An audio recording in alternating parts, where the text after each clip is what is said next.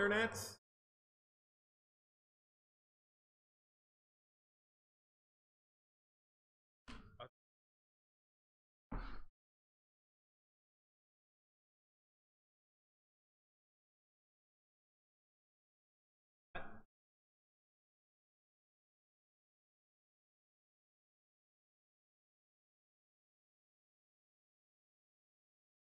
Go along with hello everybody. Up there's Michelle. Hello. Elliot. Our other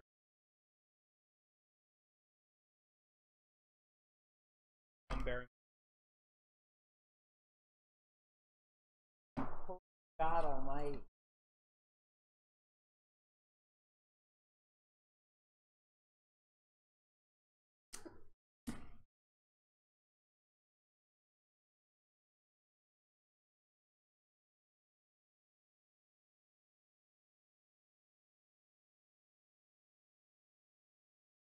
Needed to taste like.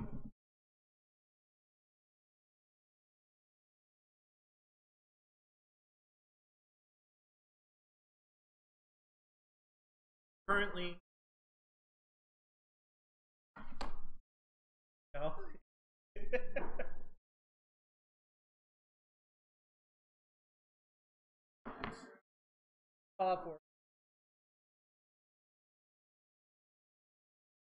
made by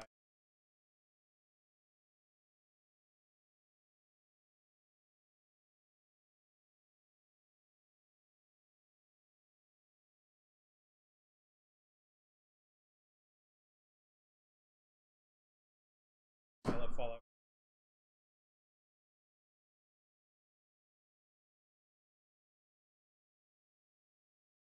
Like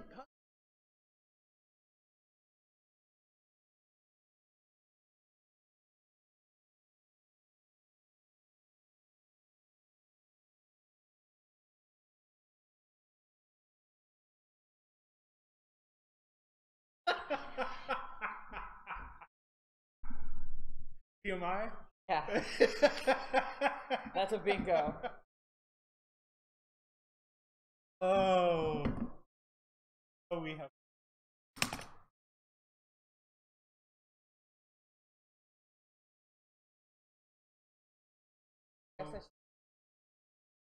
Yeah, probably.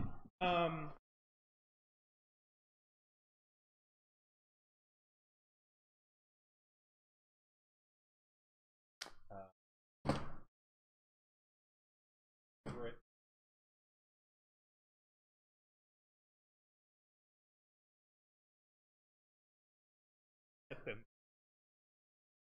Of a Christ. We love these. Don't know where to get more.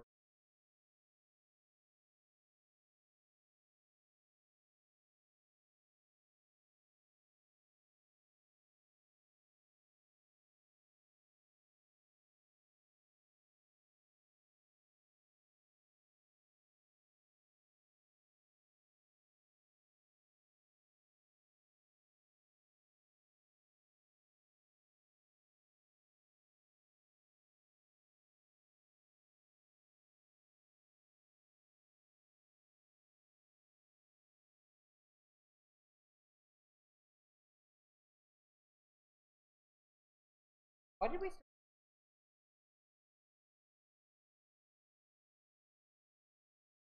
Bill Duran has a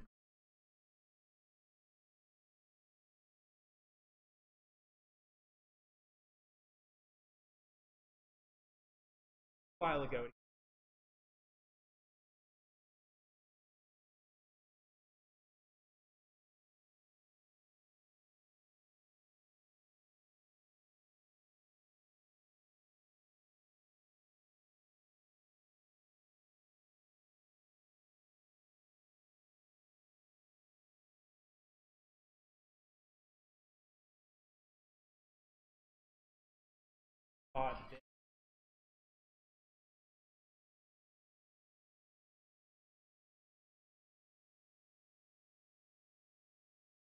That it came. They had they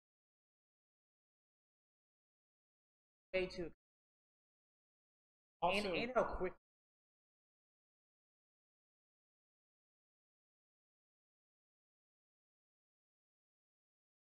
I wish it worked because that's what how I solved this problem.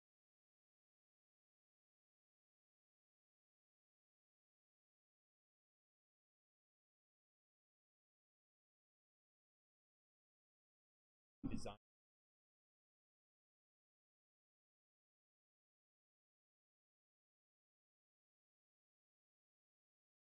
First part of it.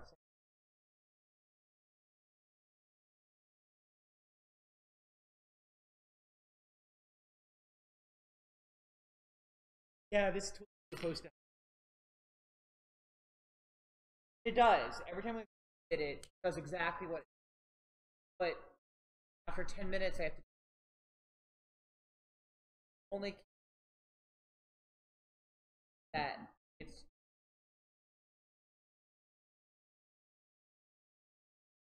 Problem is, it's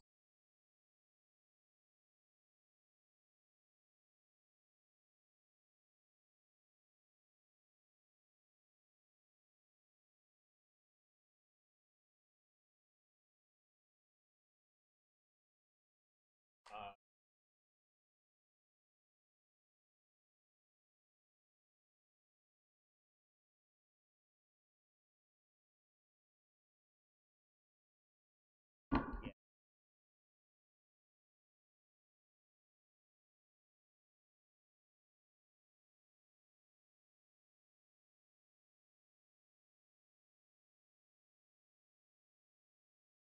A lot of progress.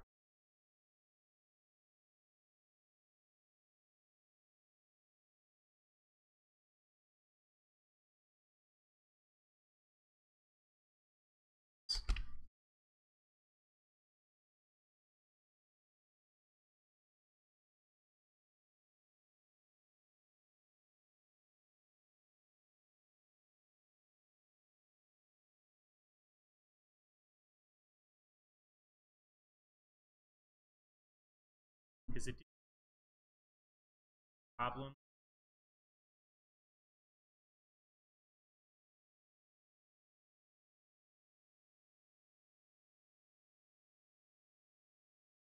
Better.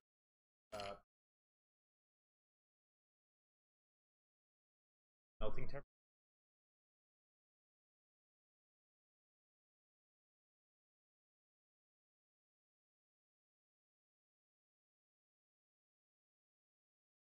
I think it's.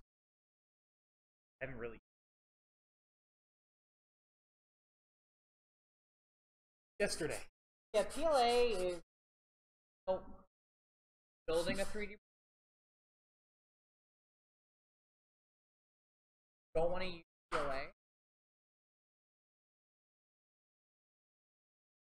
Don't want to use. Yes. Matter.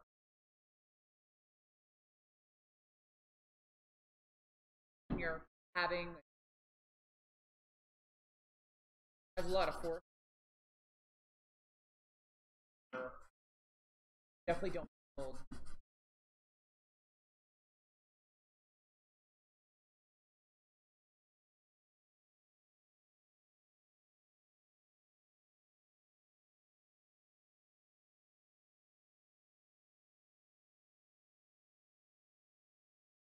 Don't need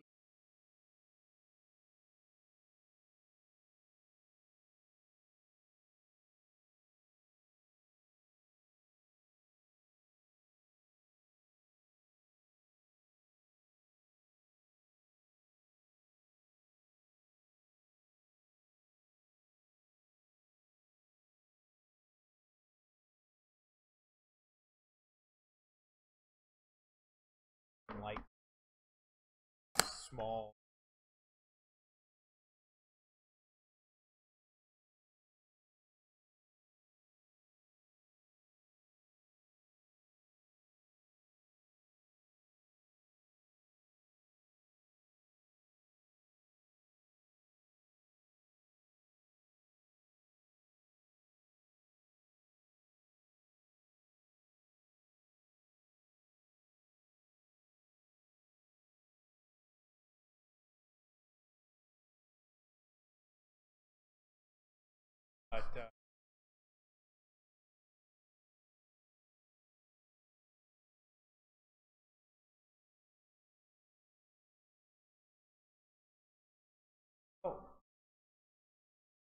Yeah, so we don't have our laptop.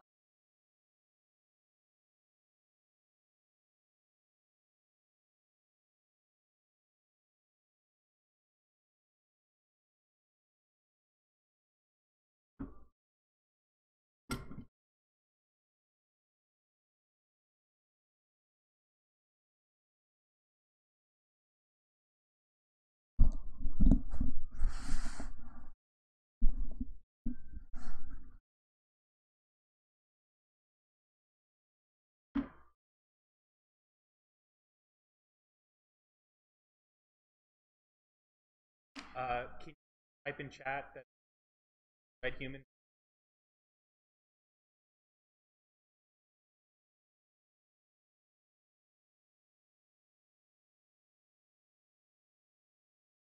Yeah, I've been up.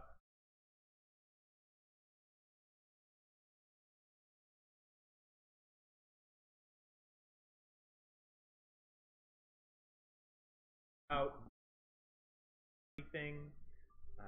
I'm not a very interesting person, but I find a lot of things interesting, so I like read and look into a lot of things, so I can talk about interesting things. Provide the illusion that you're interesting. Yeah. It's like using big words. I like to use big words as well, so I give the illusion that I'm intelligent.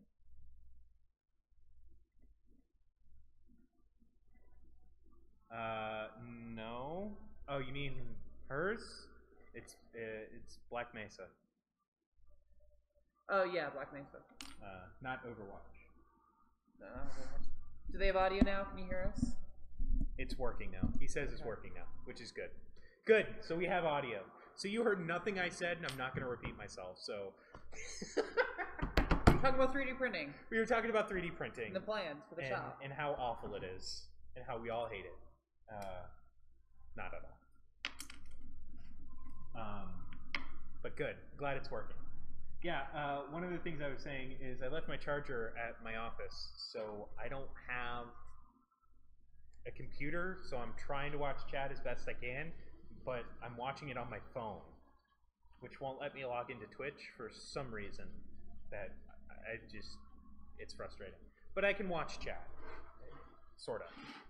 So I'm going to turn the brightness up. Now I can actually read it too.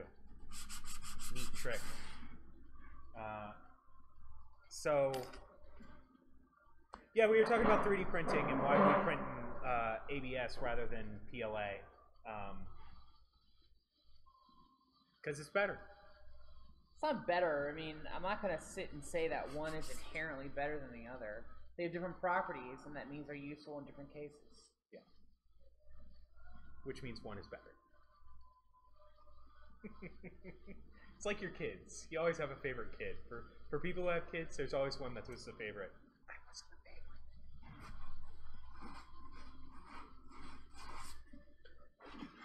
favorite. Yeah, but you softballed it for your sister. You underhanded that one. Yeah, well, yeah.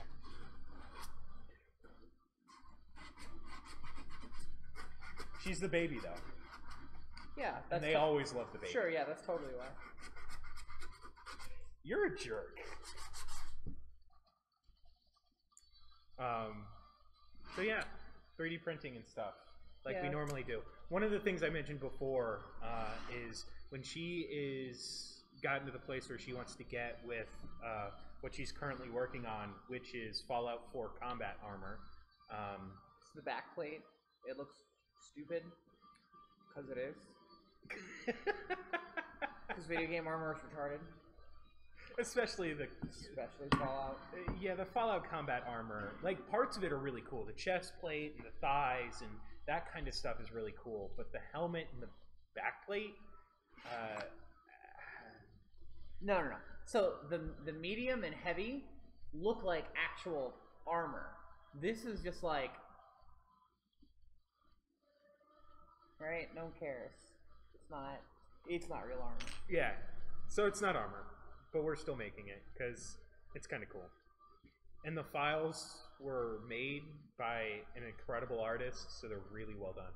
Anyways, the point of this conversation was not actually about the combat armor. What I was saying was that when she is finished working on the combat armor, she's going to bring over her 3D printer and start One working. of my 3D printers. Yeah, one of the 18 3D printers she has. That's not a real number, but 6 is. And that is the real number. That's a lot of 3D printers. Always. And she'll be working on that, and undoubtedly, while somebody is literally taking a 3D printer apart and putting it back together, we'll talk a lot about 3D printing and 3D printers, and why some of them are good, and why others of them are less good, and why some of them are gooder at certain things, and others are gooder at other things.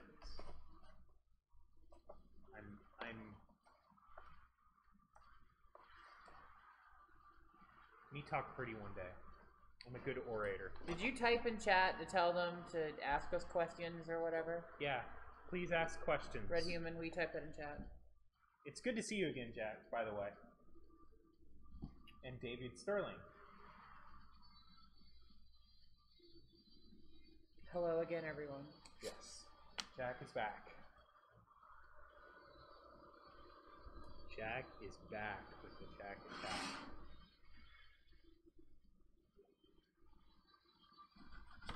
The hole in the side of my Deathclaw skull makes me a little sad.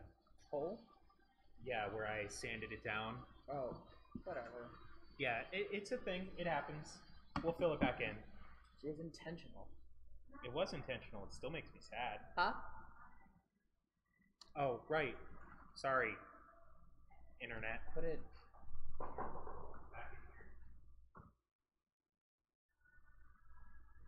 Maybe if you're lucky later, I will introduce you to the pinnacle of human engineering that is the paint booth that I made today. It's pretty epic. I'm just saying. Pinnacle of human engineering is great. Yeah. You taped the shit out of that box.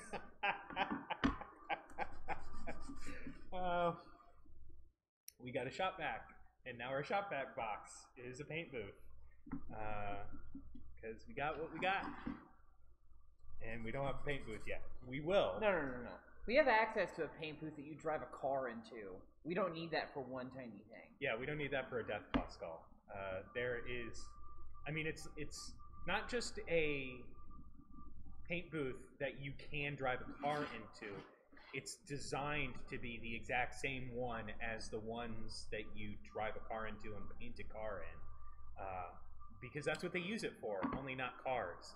They paint tables, like cars.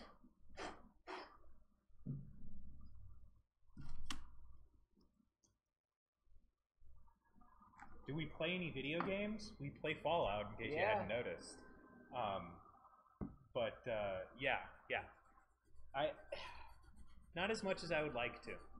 I often find that I don't play video games because I'm too busy building things from video games, which is kind of a weird problem to have. The next thing that I'm super into that I really want to do some projects from is Overwatch, because I love Overwatch. Unless you're talking about the game. I have no interest in playing the game. I just love everything surrounding the game. I like the lore, and I like the stories, and I even like to watch the game occasionally, but I am absolute trash at first-person shooters to the point where they're not even fun to me.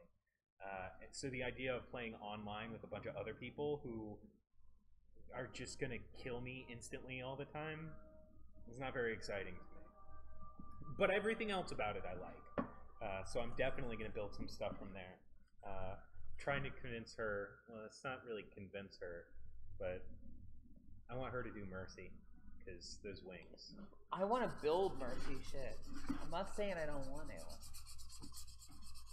You just don't want to be Mercy? I don't say that either. It's just far lower on the totem pole than other projects. Yeah, that other project, though. Did you bring that in? No, I meant to. Sorry. We got time. You say that. You say that, but This will be the elusive project that we will continue to hint at for the next 2 years.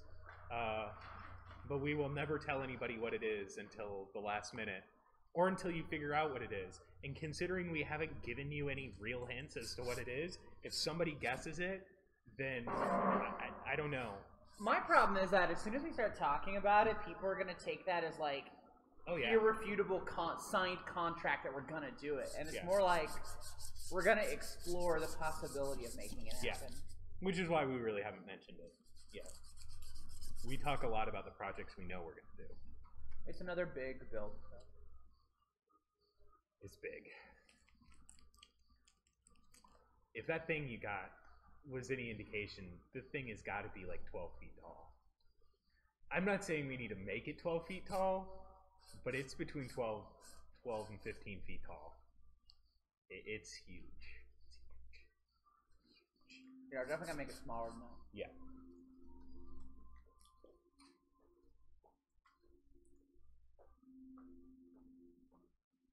You know,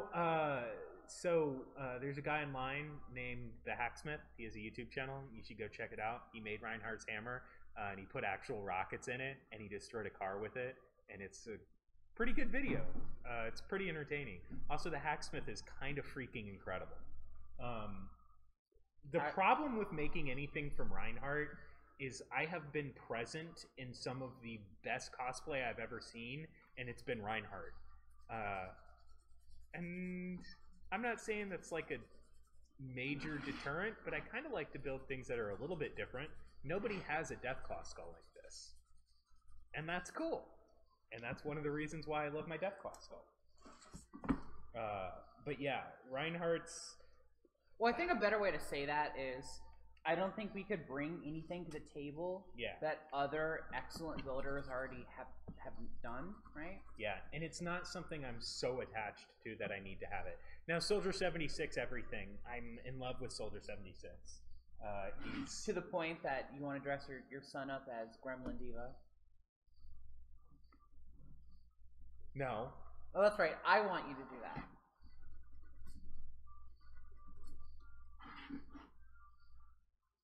Anyways, I want to be Soldier 76. I want to make the gun. I want to make, I want the jacket. God, I want that jacket.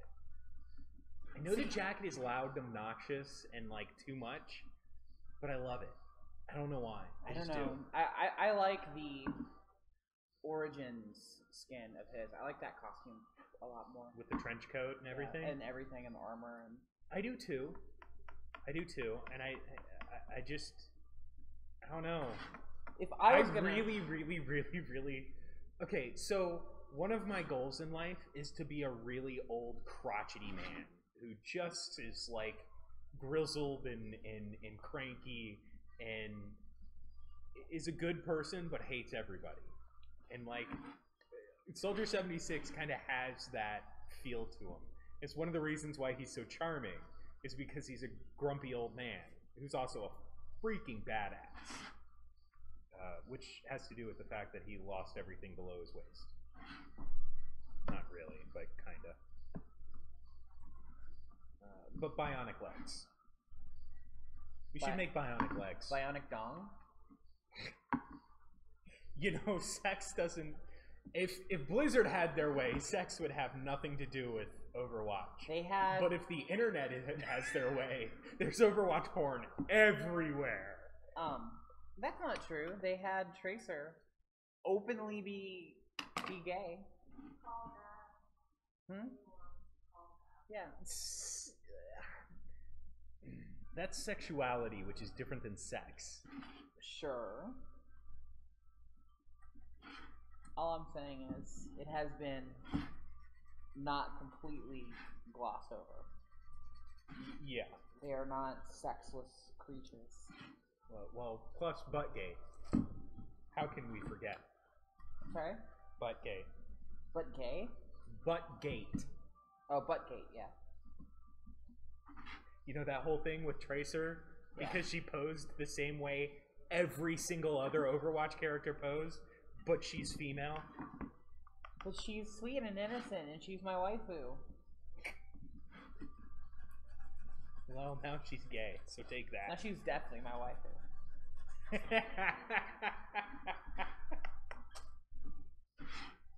Don't go do chores. That's not fun. Huh? Zarya's gun would also be very cool. God, yeah, that's what I want to make. Yeah, Zarya's... Well, Zarya's pretty badass. Well, that was the joke, was that when Overwatch came out, I was like, yeah, I want to build Zarya's gun so that I can meet a girl who looks like Zarya and then make her my girlfriend.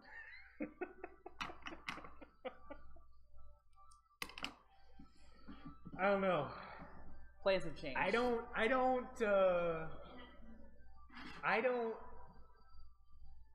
think that I could handle a woman who could easily bench press that much man? Yeah, I can't handle that much man in my woman. I think that's a good way to put it.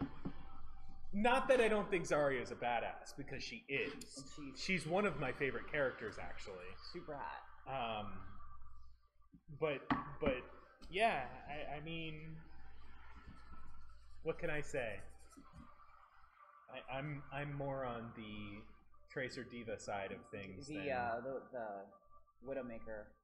She's more your style. Widowmaker is my style, if you know what I mean. That ass stuff. That everything though.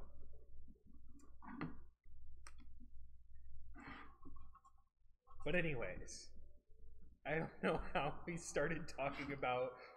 He asked if we play video games. Yeah, and you were like, no. You were like, I like the idea of Overwatch, but I'm trash at games, so I'm never gonna try. Well, I just also don't really make time anymore to play video games, which is really my own failing. And when I do make time, I play Diablo because I have it. It's readily available. It's on every computer I own. And you don't suck at it. And I don't suck at it. I'm not, like, super good at it, but I don't suck at it. So it's fun that I don't constantly die. All the time, always. Like I do in first-person shooters. I also like Skyrim, and I like Fallout, like we've said. Fallout is not a first-person shooter. Anybody who says Fallout is first-person shooter is on the drugs. It's not a first-person shooter. Even when you play it in first-person mode, it's not a first-person shooter. You don't play it in first-person mode? I do. Oh, okay. I'm just saying, like, you can not play it in first-person mode. That's a possibility. I know. I hate over-the-shoulder shooters. It's not a shooter, really. Yeah, you have guns, dude. I don't know. It's not what I think of when I think of shooter. I call Doom as a shooter. I mean, you do just go all over the Commonwealth murdering people.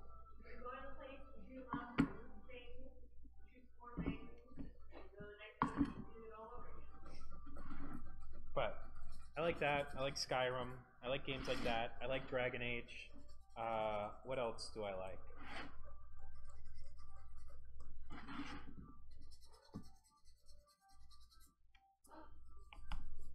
Come on, what else have I played recently? I don't know. Nothing. That's the problem. Is that definitely the problem? I mean, well, it's kind of like, you know, yeah, I love video games, but I like this a lot, and this, it's kind of like I don't have I can't do both. You know, I can do my hobby where I'm creative, or I can sit and play games. Because I'm not that type of person to like just play an hour of a video game, right? It's like the last time I played Fallout 4, it was like a 14-hour affair. Yeah. And board games. Board games are great. Yeah, I play the shit out of board games. We were frozen in the house all weekend and played board games for the overwhelming majority of that time. Yeah, it was great. It was great. It was everything I thought it could be. Twilight Imperium is fun. You should play it now. You should be done by the time we stream next. Yeah.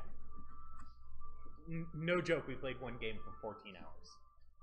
That's 14. Because two of you were learning, and we were dragging it out. 14 hours. And guess who won?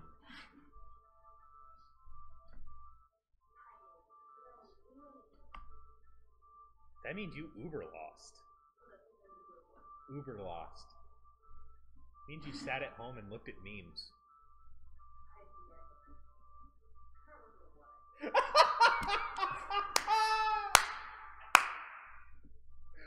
Oh. What kind of a degenerate are you that you never look at memes? I don't look at memes either unless they're sent to me. Search out memes.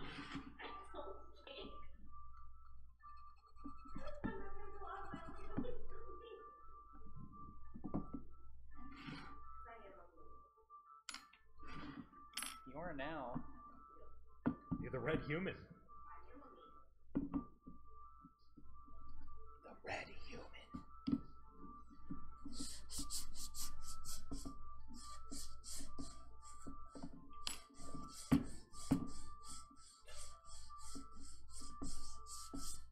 What? You laughing at that face I made?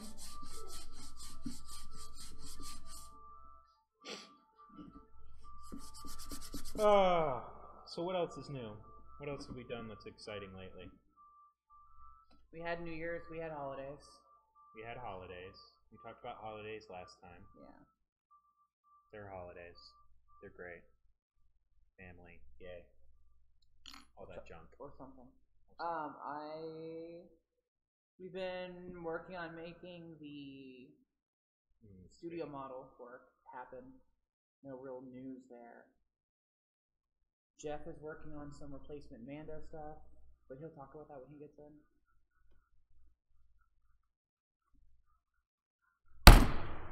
I have to sneeze, and it's driving me nuts. Just sneeze, Jesus. I can't make it just happen. I looked at the light, I did the things. Oh my gosh. Is one of the things being loud about it? Yes! Have you ever heard me sneeze? Yeah. It's loud. It's violent. You're unnecessary. You're very necessary. You're also much more talkative this time than you have been. Did you miss hanging out? The red human has shit to say. You will listen. Problem is, they can't hear her. This is true. I don't think they can. Considering this is a directional mic, and you're behind it, and like 10 feet away from it. Ghosts. We're gonna do this just in. We're gonna break into an episode of Paranormal Activity here in Overwatch. Whatever. Now you're doing it. It's only because we were talking about Overwatch. I have Overworld Designs. The shop.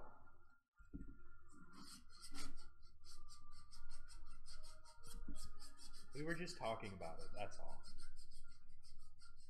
See, it's Overworld Designs. It says so on the sign. Which you totally can't read from here.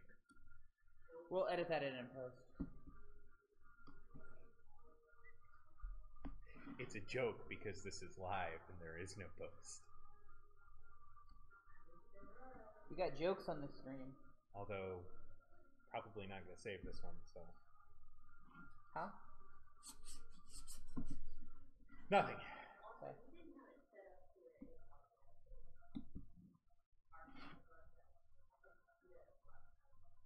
I clicked the button. Also, there's 3 videos up there. So, yeah. In the middle of the day yesterday, I got a notification that was like, hey, this guy is following you. And I was like, awesome. Why? Why? It took me a minute to realize that he was watching archived video. So, we do have archived video up. I'm just saying. It's just a checkbox. You just click a checkbox. It says, do you want to archive these videos? And then it gives a disclaimer that says, we're not sure how long we're going to archive these, or even if we are, or how long they'll be, or how much data they'll take, or anything. Which is fine. Twitch is not for archived video. That's what we have YouTube for. We'll probably start transferring them to. Yeah, we're going to transfer our videos to YouTube so we can have them in perpetuity.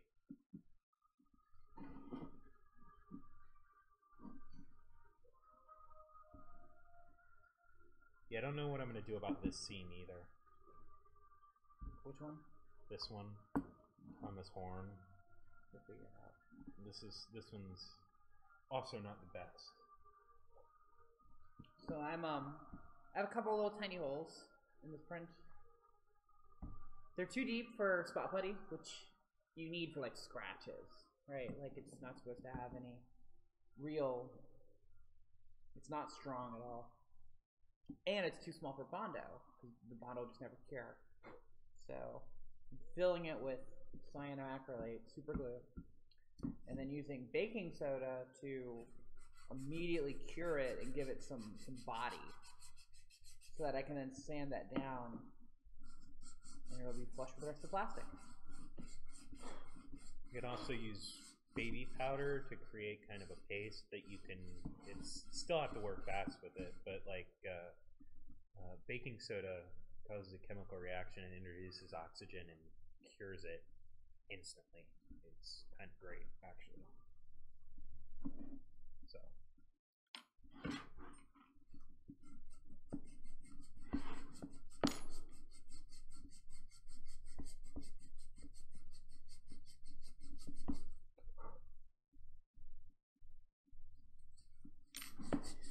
Anywho, stuff and things. Ow. There's something on the bottom of my table. Well, her table. I just designed it. And made it. Partially. I don't know what I just hooked on. Is there a screw sticking through? No, I can't find it. We designed it better. We built it better than that.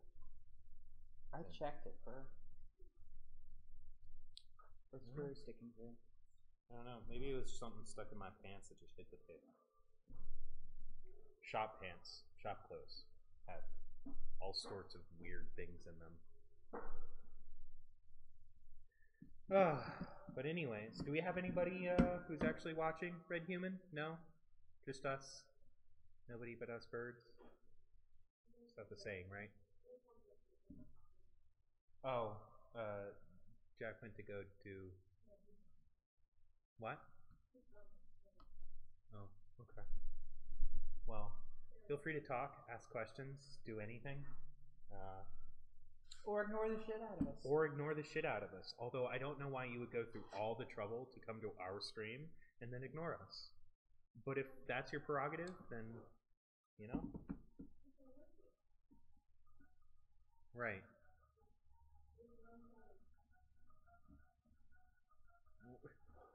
Is that what it looks like when you lurk? You look like a baby kitten ready to pounce when you lurk? I wish you could see the Red Human. Spaghetti!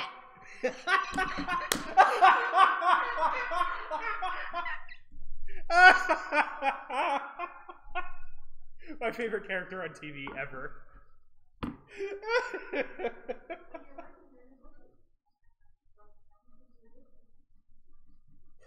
Oh, Tim and Eric.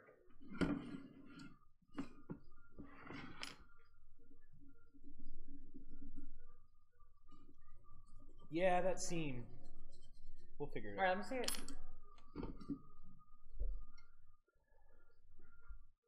It'll be fine. We'll sand it down and fill it with stuff, and it'll be K. I know. It'll be work, but it'll be K. I know. I ain't worried about it. This is gonna take time. Time we don't have. We have time. Actually, we don't. That was the conversation we were just having. Not time to play video games anyways. I have time to sand. Always have time to sand.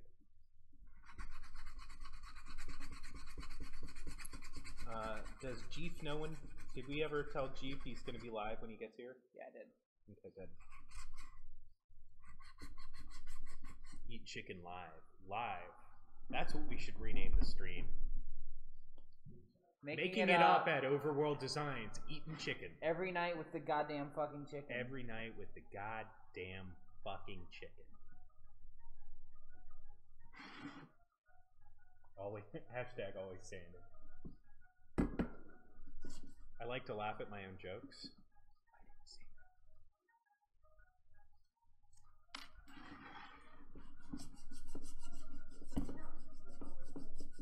I am always sanding. Hashtag always sanding. Always be sanding.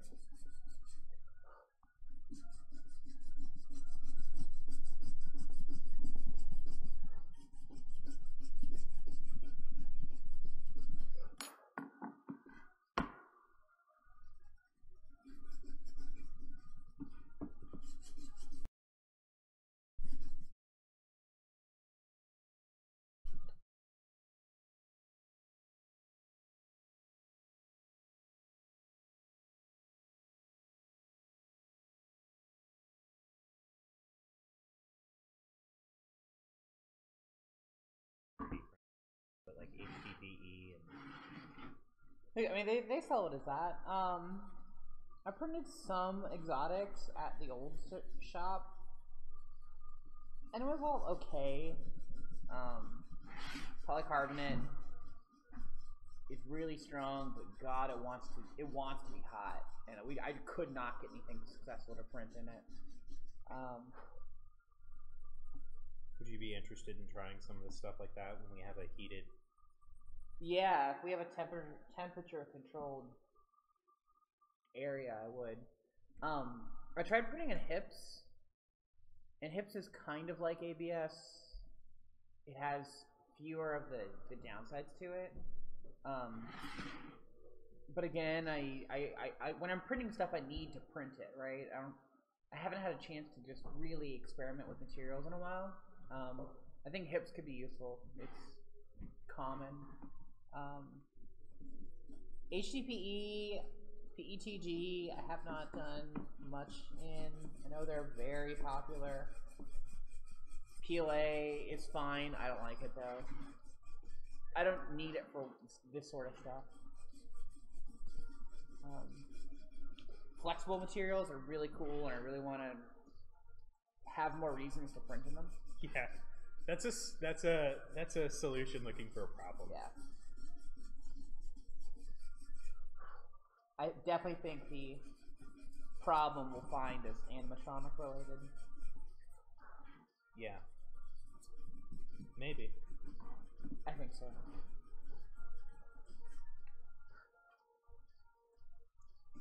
Perhaps. Mayhaps.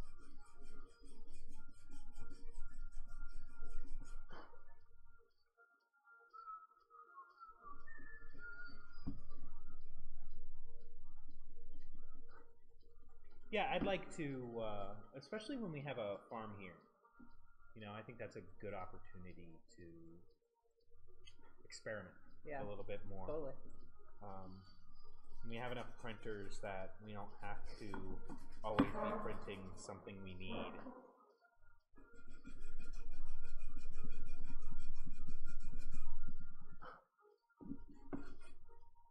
We were driving to the shop the other day, and we were discussing 3D printing with a 3D printer in the trunk of the car. And she's looking out the window and sees a 3D printing store. And we had no idea that there was a 3D printing store in Atlanta. And it is called 3D Printing Tech. 3D Printing Tech. And they are awesome. They're really cool guys. Right? Yeah, they're awesome.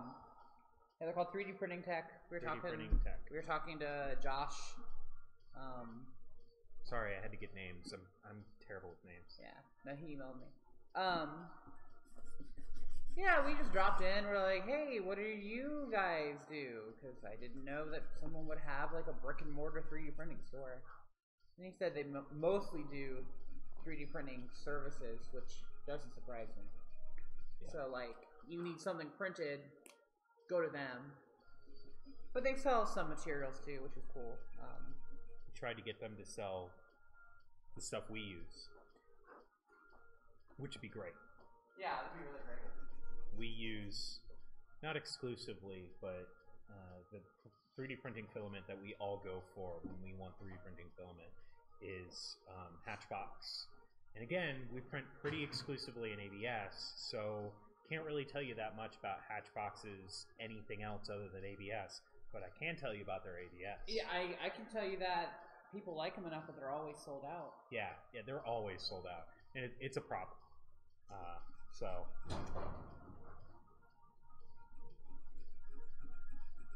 yeah, they're great. Their ABS is fantastic, and they sell out of PLA just as frequently as their ABS. And I know this because when I'm looking for ABS, their PLA pops up, and just like the ABS, it's always sold out. So, yeah, their stuff is great. It's really cheap as far as filament goes. $20 to $25 is how much it costs for 1 kilogram. Quality is excellent. Quality is fantastic. I don't know if it's manufactured in the States or not. If it is from China, it's not garbage. Because I've used Chinesium filament and it's just trash. I actually have too, and it is trash. My 3D printer, when I got it, has cartridges for 3D printing filament that they wanted you to buy from them, which is a horrible idea for multiple reasons. One, rather than a 1 kilogram spool, it was a... it was 400 grams, wasn't it? No. 400 grams. No. I think it's Cube that has the 400 gram cartridges. No. No. You know what? I think it was 600. It's 600. That's right. It was 600. It was 600 grams. 400 grams seems ridiculous. Anyways, it was 600 grams. It cost $30 a spool, and the quality was atrocious. It was bad. So the first thing I did is put custom firmware on my 3D printer so that I could use whatever the hell I please. The first thing you did was void your warranty. The first thing I did, very first thing, was void my warranty. I can roll back the firmware if I really want to. I actually might have to coming up. Although I've had it for more than a year, so it's outside of warranty anyways. Wow, I've had it for more than a year. Time flies when you're 3D printing. Time flies. I make a lot of stuff. It's real cool. 3D printing is a habit. Like, it's a habit that requires maintenance, regular upkeep. It's kind of very similar to an addiction. Taking it to a dark place today. I'm just saying, like, once you start, you can't stop. It's real hard. I'm not saying 3D printing is like heroin, but 3D printing is not like heroin. I guess unless you're 3D printing syringes that you can use to do heroin. Just a whole different direction. Yeah, how many viewers? One. We're sorry, number 1 viewer. We're sorry. We took it to a weird place. We got weird with it. We'll course correct and come back to something that's weird in a less dark way. But weird is kind of what we do. So it's usually not drug related. I want spaghetti now. Spaghetti! I was supposed to have spaghetti for lunch. Only I realized way too late that I did not pack spaghetti sauce, leftover spaghetti sauce, but leftover chili. So I had chili over noodles, which wasn't bad, it just wasn't spaghetti. In fact, the chili's really good. Yeah. If I do say so myself. It's also gone. No, there's a little more. You want the rest of it? It's like half a serving. We never cleaned the microwave. Okay. No, Sasha never did. Sasha, if you're watching, we're disappointed. Damn you! We just need to buy white vinegar. I keep saying that because it's true.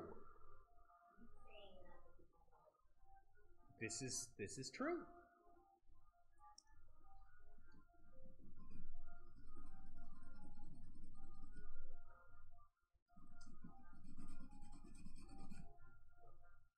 Jeff to buy some on the Amazons. We'll buy some at the fucking CVS at work.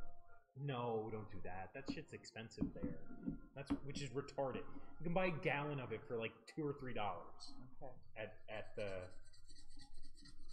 your local home goods store. And by home goods, I mean grocery store, not home goods.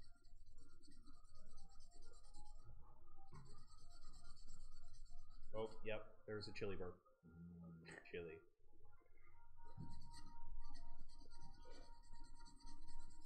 Chili burp. So yeah, well, so yeah, 3D printing. Working with 3D prints is great. You do have to have 3D files. We've really kind of over the course of the past year narrowed down the tools we use to do finishing on 3D prints. We've learned a lot of things that work really well, and some things that work not at all, and other things that are okay. You know, there's simple things like what grit of sandpaper do you use, and like 180 is really kind of preferable to me. You have to work a lot harder, but the results are better, smoother at the end of it. And if smooth is what you want, which that's white sand, then you know, that's what you go for. Wouldn't you agree? About 100 is the lowest I really want to go. Yeah, personally. Yeah, like. Which actually I'm getting ready to go to 100 because I got a big lip here that I need to get rid of. Yeah, 100 will fix big problems if you don't feel like reprinting your part. Some people would rather reprint than do the work. All personal preference, really. Most problems you can correct. Like 3D printing is a starting point, right? Like you don't 3D print and be like, "Hey, I'm done." So, here, you keep talking. Okay. I'm gonna come I'll keep over talking. here, and I'm gonna try and see if I can get closer up and see this lip right here. I'm gonna take some 100 grit sandpaper to this, and I'm gonna try and. Am I in frame at all? I'm gonna try and take some 100 grit paper to that and see what I can do for it. So this one right here. So let's see what I can do in the next couple of minutes. Are you using the hand sander? No. What? Really? Jack is back? Hi, Jack. Jack is back! You missed everything. Everything. We're done. We're leaving. Yeah. That's not true. It was a good night. Thanks for watching. We're not going anywhere. Dinner has not even arrived, so. Arrived. We're gonna eat Jeff. Jeff is made out of chicken.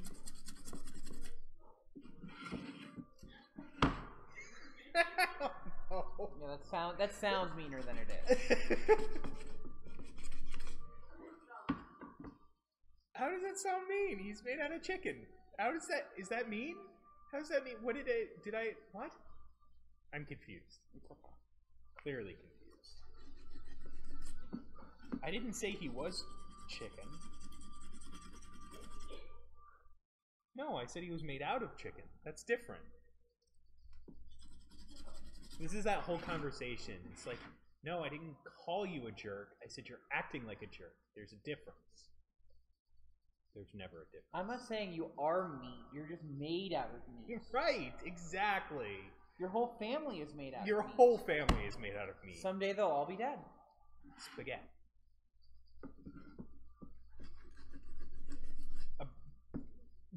Again with the darkness, though. Go back to the darkness. We got real dark before, Jack. I'm kind of glad you were gone for that. You're glad you were gone. It was bad. But we're back in the light.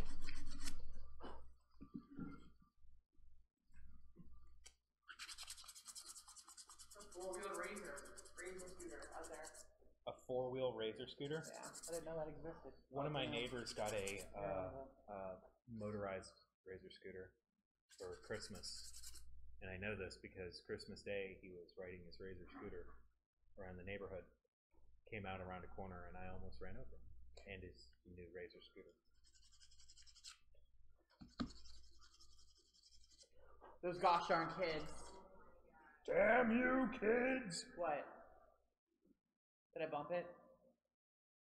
What happened? Do what? Spam. Oh dear Jesus. That's some stuff.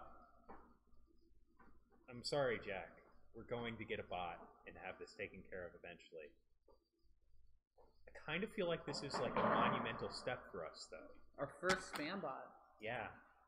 There's like 4 of them. Yeah. They're all saying the exact same thing. Is it funny at least? No. They're spamming that they wanted to share love and tell us to have a nice day. Which I guess thanks. You can go tell somebody else you love them and that they want to have a nice day now. Stream. A nice day and a nice stream. Are there hot singles in my area? Yes, as a matter of fact, there are. And you can find them at www.thisisspam.com. Will you pass While you're there, could you pick up some Viagra? The Ryobi.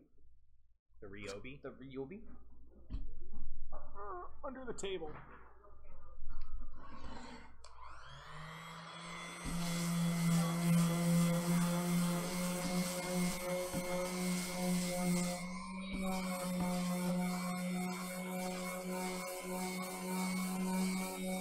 They say it's not spam, but it looks an awful lot like spam.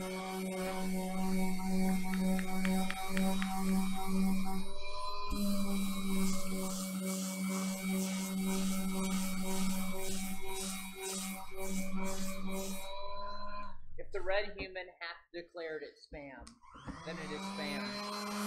Maybe it's just a kindness bomb.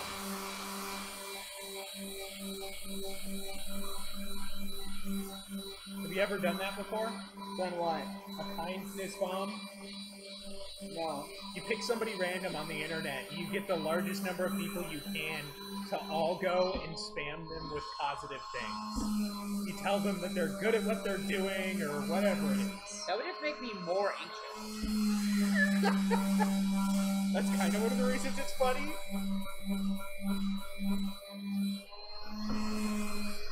I used to listen to a stream all the time where they did that.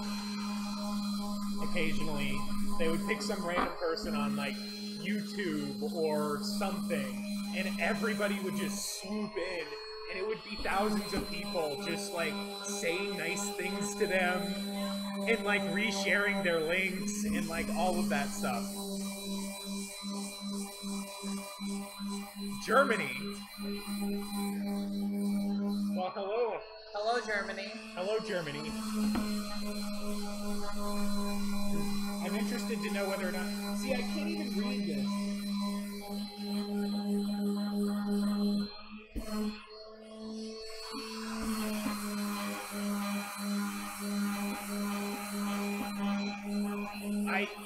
You are hard to hear on a good day, let alone with power sanding going on. This is one of the most gratifying things about 3D prints, or really any cosplay, is when you have something that looks really good, and you need to sand it down so it looks better, and you can do it with a power sander, and you get so much done so fast. It's just, I'm jealous, because I'm sitting here, and I'm sanding this thing by hand, because it's all natural curves, and I can't use a sander on it.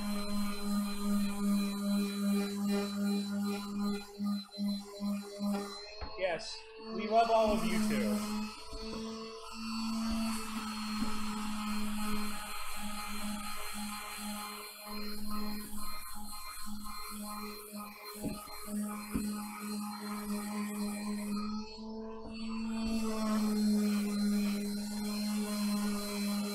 I can show you it all put together if you're interested, because I like showing it all.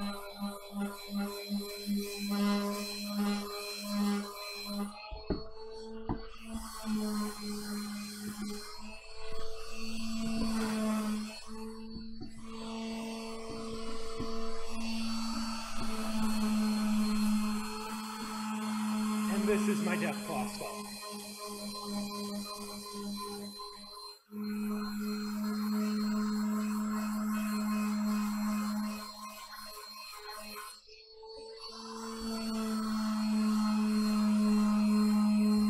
Which I've been working on for too long.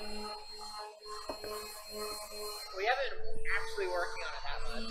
Yeah, I've had it for forever, and I'm finally getting around to working on it now. Because we're kind of between other projects, and this doesn't have to be done before, I think we have 9 months to have this fully done, and considering how far I've come in the past 2 weeks, it'll be fine. But, thank you. I'm pretty proud of it, actually. The design itself is based off of the game file from Fallout 4 of a unique item you can get for your robot and automatron. And we took that model and I gave it to a friend of ours that does 3D design. 3D game design is where her background was. And she pumped out this with all of these details in it, the segmented helm, all of the grooves, which for sanding are a pain in the ass, but they look amazing. She did a million times better job than I ever would have expected. And the broken off, like I asked her to break off one of the horns, and she asked me what I wanted it to look like, and I just said, oh my god, the movie with the giant red dude with the horns. Hellboy. Hellboy. I said Hellboy when he breaks off his horns and it's jagged and it looks real cool, and she gave me this and it's perfect. Everything about it is perfect. So thank you, Rachel. This is all ABS. Everything she's working on and everything I'm working on is ABS. We do a lot of 3D printing, and we use almost exclusively ABS in what we work on.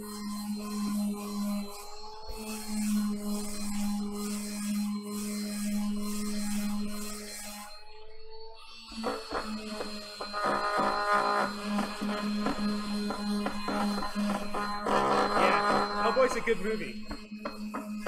It's fun.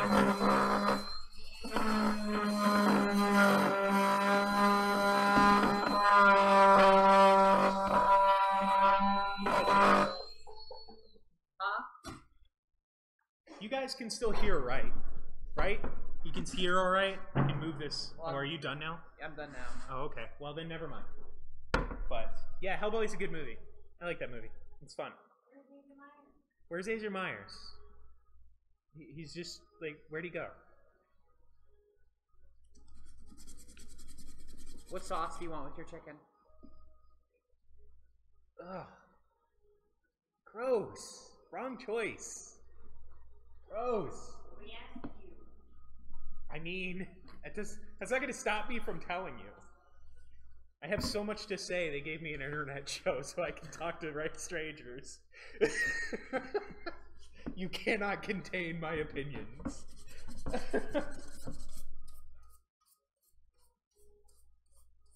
Yeah, there is something slightly charming about people who are a sarcastic dick. I wish more people thought that about me. What? We actually had a conversation earlier today about how my level of snark and sarcasm doesn't translate to chat very well. But yeah, he's funny. He's cranky and curmudgeonly, and I find there's something endearing about people who are cranky and curmudgeonly. It's my goal to one day be a cranky, curmudgeonly old man. Sit out in front of my lawn, or in front of my house, on a porch, just yelling, "Get off my lawn!" Damn kids. Which is funny, because I'm still like an 8-year-old kid at heart. So if you guys have any questions about anything, what we do, where we are, who we are, please feel free to ask.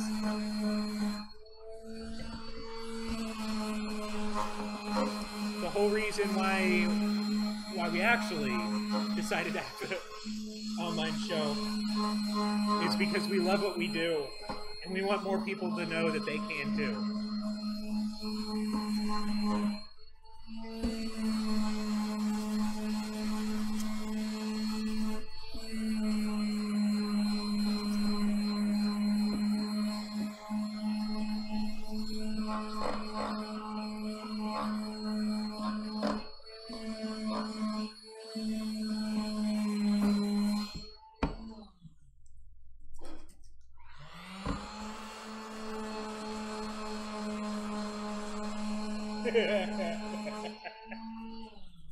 What I miss? I said I want to be a cranky, curmudgeonly old man if they reminded me not to forget the walking cane. And I will not. I will actually probably have a walking cane when I'm an old man. Do you like the view of the armor? It's okay, I've put like 5 things in front of the camera already in this stream. It's live TV, come on. It's live. That's how you know it's live. Is people put shit in front of the camera. 100%. 100% professionalism. 100% professionalism. Professionalism.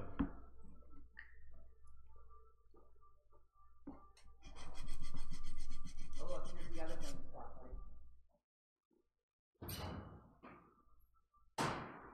Cool.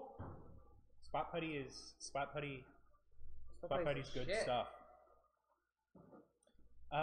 What time is it here? It's about 7:15 or so.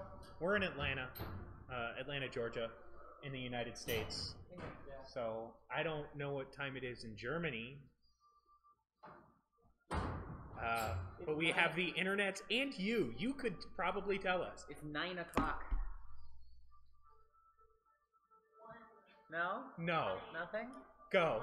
Leave. Oh god, you got Coke, didn't you? No, I got Dr. Pepper. I love Dr. Pepper. Fine. 1 a.m. What do you? I mean, I appreciate it. Don't get me wrong, but what? Why are you up at 1 a.m. on a Tuesday? You work the night shift or something? Jeez, that's a... I will not be up at 1 a.m. I work shortly after that, actually, so... Well, I wake up to go to work shortly after that. Not that far. I figured no one wants to watch me eat on camera. They want to make a gif of me saying, no, go, leave. From you saying it's 9 o'clock. That's not funny. It was funny. It was not funny. I should have looked at you straight in the face and go, 9, leave. Oh my god, we're so stupid. Please, please forgive us.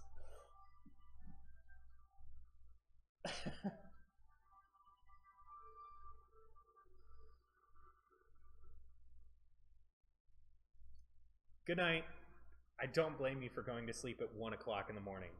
That's super late. So, not that we haven't pulled all-nighters at the shop before, because we absolutely have. Which is a great idea to do every once in a while. It's actually not the worst thing in the world. Every once in a while. You get so much accomplished, it feels good when you go to sleep. And however many hours it is from the last time you went to sleep. I'm okay with doing that every once in a while. It's usually time that you come in to the shop after work and you put on your headphones and you just like jam out to music or listen to an audiobook. I listened to an entire audiobook while working on in one sitting. I listened to an entire audiobook while working on the Power Armor last year. But that's also because I listen to it at 3 times speed. So, because that's how I do. And there was a lot of power. It was a lot of power armor. The power armor is huge. I would try and repeat any of these things back to you, but I have terrible. I don't. I'm too American to talk in anybody's actual accent.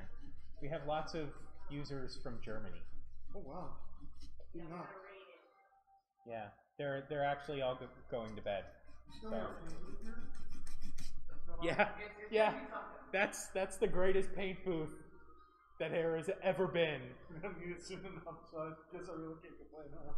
The greatest paint booth ever. Greatest paint booth. It is awesome. I spent like that right now. 3.5 minutes making it. It's epic.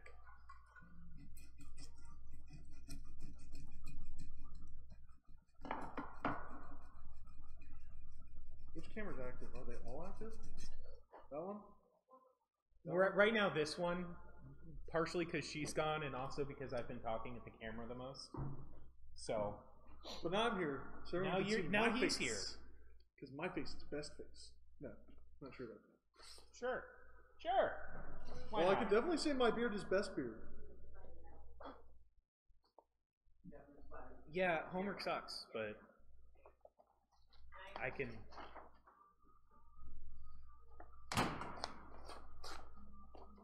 It was in the way. I could have put it under the table, which that's what it's designed for, but I didn't do that. We'll be glad to have you as long as you would like to stay, and you will get to be a part of our ridiculous antics. I need. Oh! Ow! Did you hit yourself?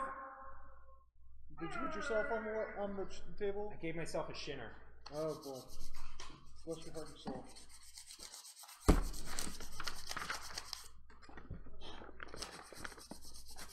Sandpaper. Ow, that hurt. Which band is that? Who's controlling the music? Oh, God only knows who this is. It's radio based off of Turbo Kid, right? Turbo Kid soundtrack. Station Nova is who it is. Station Nova. And the soundtrack for Turbo Kid is awesome. Turbo Kid is awesome. It is the best and most ridiculous role you will ever see Michael Ironsides in. It's the movie he was born to play. It is, yes. Such a good movie. Yeah, well, slapstick humor is great. I will admit. Could you please pick up the super good?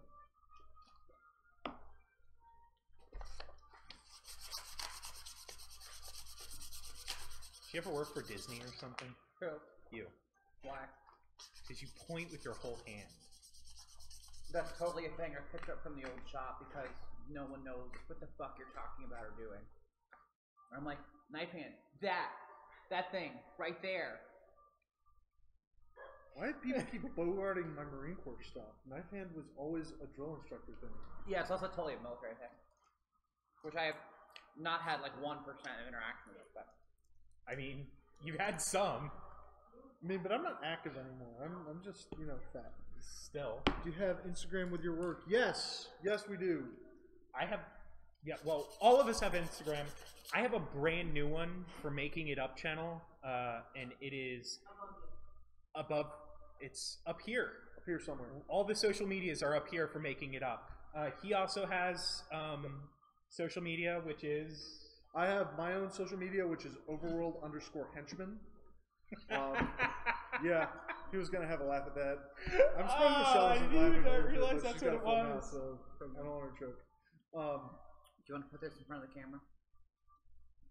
Whoa! Whoa there, psycho. Chill here. Did anyone get beer? No. But that's because Elliot and I went through a 24-pack in 48 hours. Really budget. Anyway, there is Overworld Designs is my stuff, and Overworld is the shop. Yeah, this is Overworld Design, so this is her thing. I just have a show that she lets me put on here. And I henchman. And he's a henchman. He's pretty good henchman, honestly. Pretty good at it. Yeah, because I bring food and I do leather work. Thank you for feedback. And I come here and say silly things and make everybody laugh once in a while. This is yours, right? He reminds me of the henchman. That's mine. I'm the best henchman because I'm not a weenie like. Thank you. From Futurama. No, you remind me more of the Teuton 21. Yeah. Which one? Teuton 21. No, I was thinking the Monarch's henchman. Yeah, number 21. Oh yeah. Yeah. He's awesome. Yeah, he's the actual competent one, isn't he? Yeah, he's badass. Speaking of competent, alright. Did you get the other ones done? Dude, they take a minute. I know. I'm just asking you if you did. Yeah, they're going. I told you they'll be done by the end of the week. Okay. Better ask questions than not. Yay! We like followers. Please follow us. 2 more followers. To all of this stuff. Thank you, MB24, and I'm not even going to start that. I haven't practiced German in a long time, so I'm not even going to.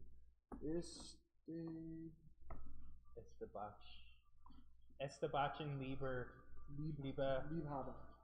Estebachen Liebhaber? Why don't you, we're just going to call you 6'9"er. Why don't you phonetic that into We're just going to call you 6'9"er, or 9'er. Thanks, 9'er. And you, MB.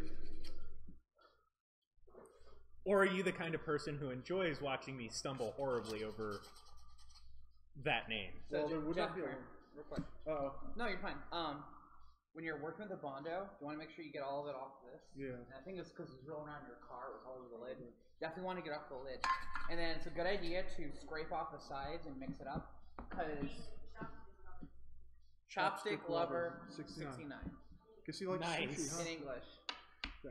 Anyway, and then mix it up. I wish I had the ability to speak any other language. And then mix it up.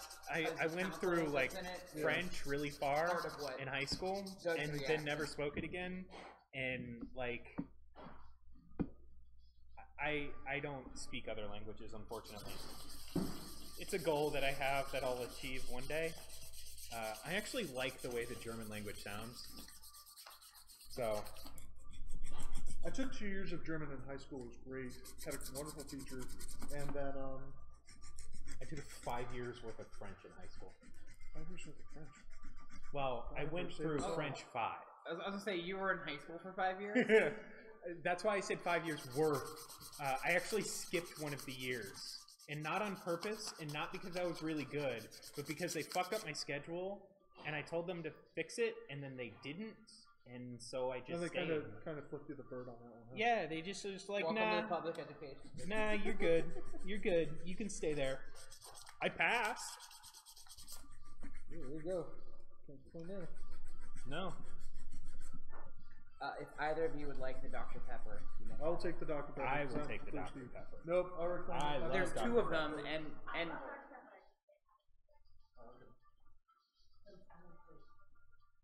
you know, I think one of the oh so many failings of public education in the United States is that we don't teach foreign language very young. But I definitely admire somebody who can speak 5 languages. That's freaking impressive. I don't care where you're from. He speaks English, German, Polish, Italian. And he has to learn French. And he's learning French. Holy crap. You are a busy, busy person. You have fixed stream times. Usually, kind of? Yes. Right now, it's every Tuesday around 6 p.m. Eastern. GMT -5. Saturdays, we're working on that. It'll be for now to be every other Saturday.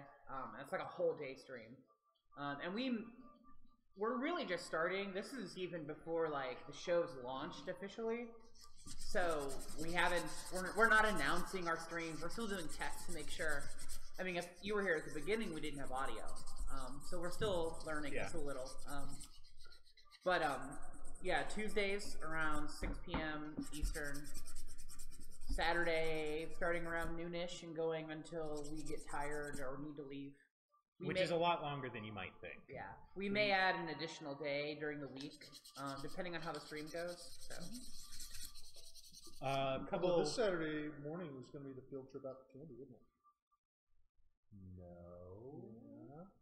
We can't do a field trip. We're not going to do a stream, but we are going to take a field trip out there. On Saturday? Yeah, we got to be here before noon. Right. When does Tandy even open? Like 9? Okay, I can do that. It's just like south of your house. Tandy Leather is it's a lot south of my house. It's like maybe a half hour. Maybe. If you have really Tandy Leather is this really great store that we have out here. Well, they're everywhere. It's actually an online store. There's two of them. There's two of them locally, and I know that there are several in other places, at least around the United States. But their specialty is leather. They sell all things leather and all things related to leather. They're really awesome. They sell leather. So Tandy Leather is... They sell leather and leather accessories. Thank you for letting us know. Leather and leather accessories. And Hank works there. Hank? You mean Paul? No. Hank Hill. Oh, Hank Hill. Yes. Hank Hill works there. Hank Hill does work there. We got memes on this show. So anyways, this is what we do. This is, like she said, this is Overworld Designs, and we all get together and we make cool things. I don't want to call it claim to fame, but like our thing is actually nothing you see here really, but like we like to work on big things. Our power armor, which we worked on last year, was 7 feet tall. And it was awesome. And it was epic. It was amazing. Frank Ippolito loved it. Frank loved it. And if Frank loves it, we got the chance at Dragon Con to hang out with both Frank Ippolito and Bill Duran, who I have the utmost respect for. They do amazing work, both of them. AKA Man Crush. Whatever. Whatever, it's not bad to have a man crush. My man crush is still Soldier 76. Anyways, yeah, so we made our power armor at 6 feet tall, or 7 feet tall. I'm 6 feet tall. And I'm huge in it. And it's imposing, and it's menacing. And this Deathclaw skull, to give you kind of just a little bit of a view into how big it actually is, this Deathclaw skull is the shoulder piece that I'm making for my power armor, because it's epic. So. Oh no. Niner's making jokes. Yeah. Chopstick. Okay, chopstick works. Chopstick. Do we have all 3 cameras going now? No. Red Human switches them as we're talking, so if you want to talk to the camera, look at the camera, and she will switch to you. Yeah. Fair enough. Yeah, she's pretty good at it, actually. I've watched her work. And she knows what's going on. Yeah, did I she's drool on the table? I bet I did. I bet I did it on camera, too. Horrible. Gross. Yeah, like giant cosplay. I think we've announced what we're doing this year, right? Yep. Oh, have we? Do we want to? I don't care. It's not a secret. Can I? Well, that's what I'm asking. Can I announce this one? Because I'm really feeling it. Yeah, it's your thing. So I'm horrible because this is my idea. But I'm a big Warhammer 40k fan. For any of you that don't know what Warhammer 40k is, it is a kind of old tabletop game set in the 41st millennium. Humanity is doing its thing. There's tons of other species. It's massive. There's like 1,000 books on it. The game costs an amazing amount of money to buy and play. But it's a tabletop miniature war game, I guess is the best way to call it. Basically, that's the best way to do it. And I've been playing it for a couple years now, about 7 or 8 years, and I have always wanted to do the Warhammer 40k Space Marines armor. It's really, really big. It's going to be as big or bigger than our current Fallout Power armor. We're going to do probably bigger. It's going to be still definitely wider. Definitely wider. I think it'll be taller too. I think you will stand the same It's height, actually, but in my opinion, right now, it's actually going to be a little bit easier because it's a lot of curved surfaces instead of very projectional flat surfaces, like the Fallout Power armor. It's going to be a bit easier on all of us, but it's still going to be massive, and it's going to take us a lot of time doing just this. Yeah. So the power armor was a lot of fun. It was fuck tons of work, but it was a lot of fun, and it is. There are wide open surfaces, but there's a lot of corners, and there's recessed corners, and like it's mean looking. In order to give it that look, it has angles and sharp projections and all over it. Whereas the Warhammer armor is meant to look imposing in a different way. It's just massive, but it's a lot of very curved edges. Which, when you say that doesn't sound menacing. But if you don't know what it looks like, just type in Warhammer 40k Space Marine. Look up Warhammer 40k Space Marine online. You will see a lot. You can look on.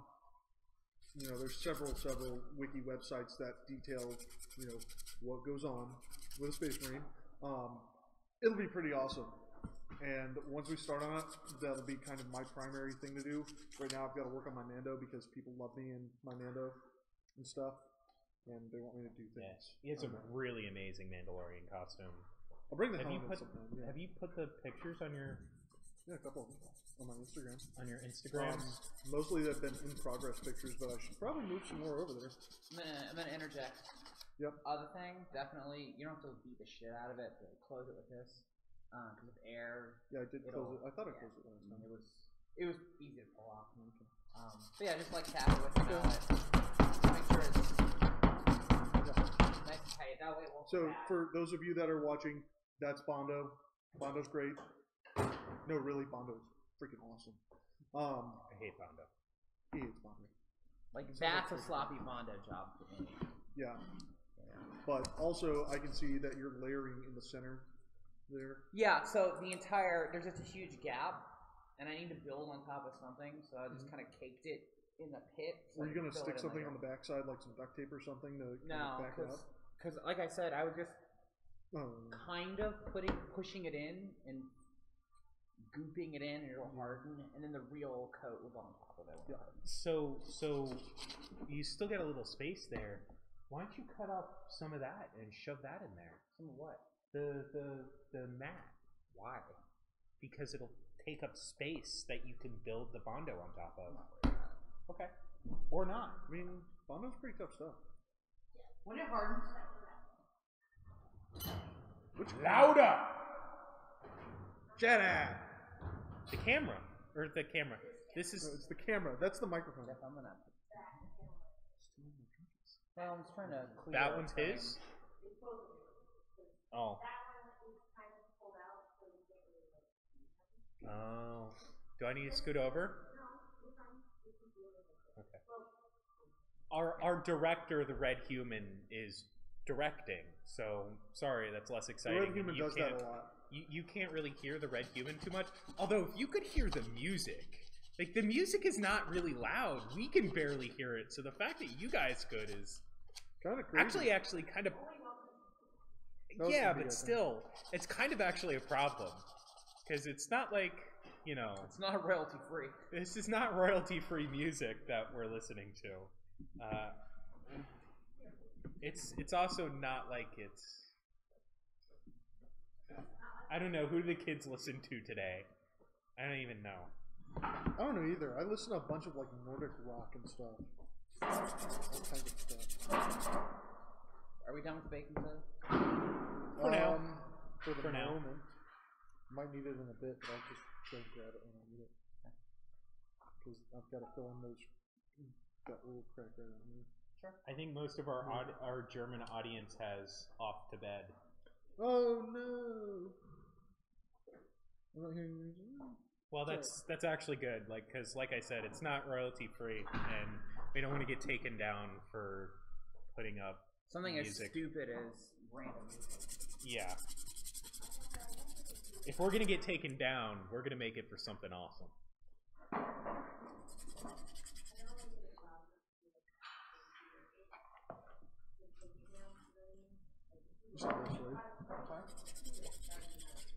Well, plus we're pretty constantly making noise, so that covers over it and masks it a little bit, so that's good at least.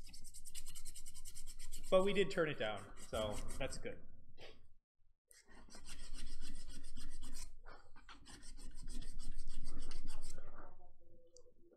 No, it's fine. Are you gonna work on the 3D printer? Yeah, I'm gonna look at it and see what needs to happen. Whee! So this is actually going to be really cool. I mean, now you're gonna switch to this one? Totally should. Totally should. Actually, if anything, like, we could maybe move a camera over here to give an overhead view. Would that be interesting? You want to try? I don't know where we would put it. Okay, on the table. Put the tripod on the table? Yeah. Okay, good.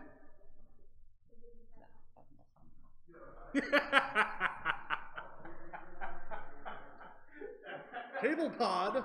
Oh. This is Table Pod. This is how we do things. We're so classy. That's adorable. I just want to keep it and hold it. Yeah, you can't take the red human stuff. She needs it. Says you. Huh? Says you. Says the red human. You know what? I'm the one that pays her. I actually can't do too much because I don't have my laptop here for this. What do you need your laptop for? To home it. To talk to it. I thought you were doing other stuff to it. Well, I was gonna. Can't you control it with? Not really.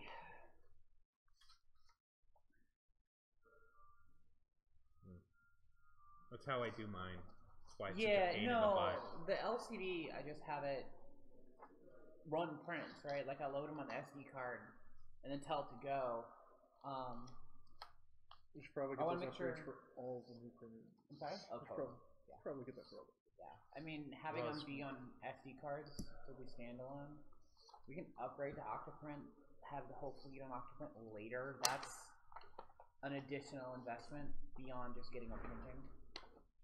Okay, yeah. It's a pie per. That's $20. No. Yeah. You can run multiple of a pie. Okay. Pies are cheap anyways. Pies are cheap. Yeah, but when you're talking about 4 to 8 of them. On top of everything for the printer as well. I mean, one thing at a time, yeah. Yeah, I'm not saying don't get it. I'm saying maybe not a zero there. But. Yeah. Octoprint is great. If anybody doesn't know what Octoprint is, it is an open source free software that you can use to run your 3D printers. And it works amazingly. It's what I use at home.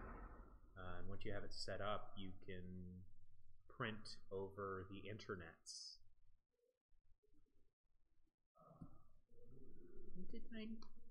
Can I put this the tripod? I can't do recursive tripods. Here, 13th struggle is still here. Hi. The 13th struggle. Is that a reference to something I don't know? Maybe. Or something I do know? Maybe. It's probably a reference to something. Most people's names are references to something. Online, anyways. Yours is a reference to you.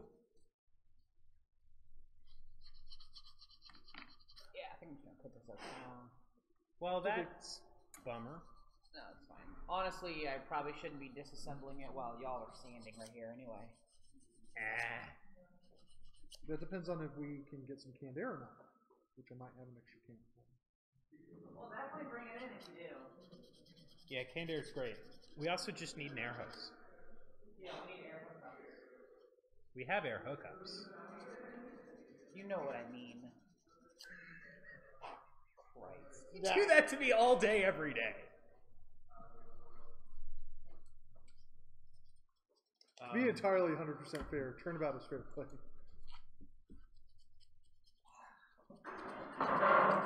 Do you want to bring out the paint booth? No. I don't want anyone to see that.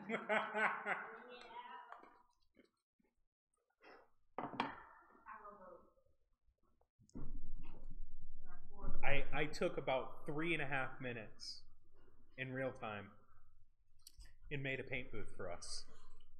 It's pretty awesome. Awful?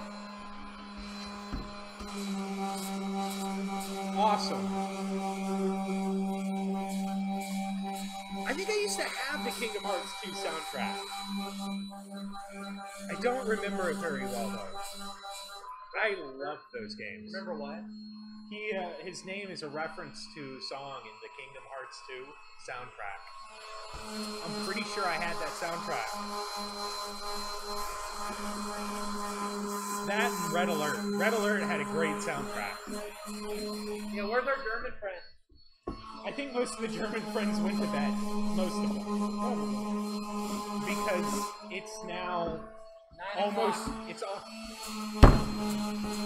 It's almost 2 in the Germanies.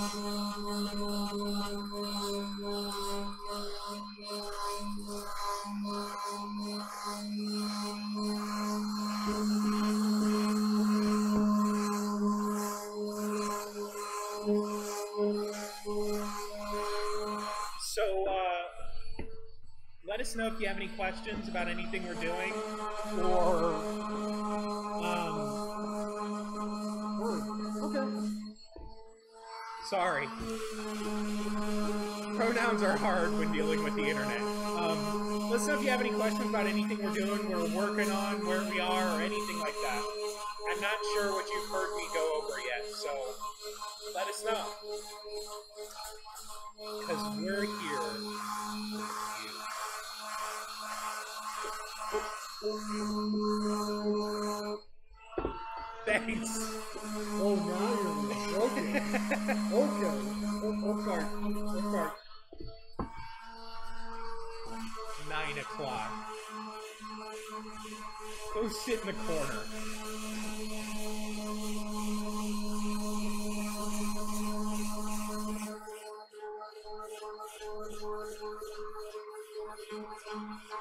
Is that German slang?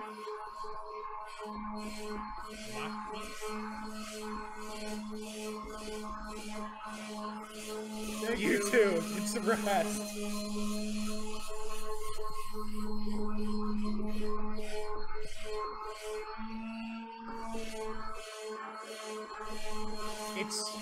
It's like salut in French. It means hello. It means goodbye. It means how you doing. Kind of means whatever you need it to mean. Or aloha.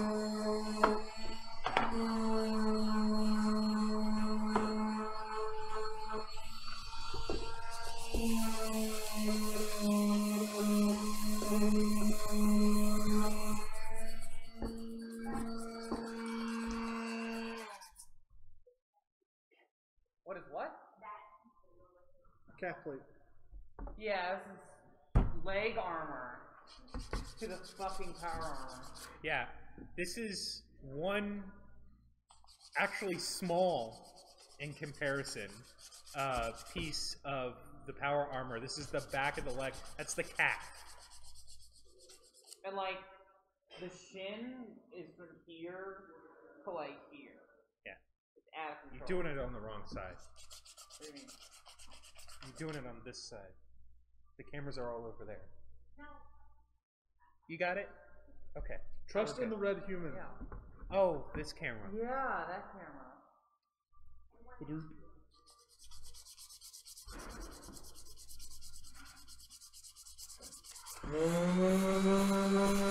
Sorry, I told you I'm bad with languages. I speak English very well, and that's all I got.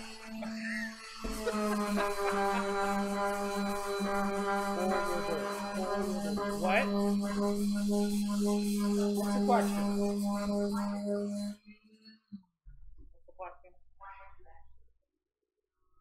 Why am I seeing? So,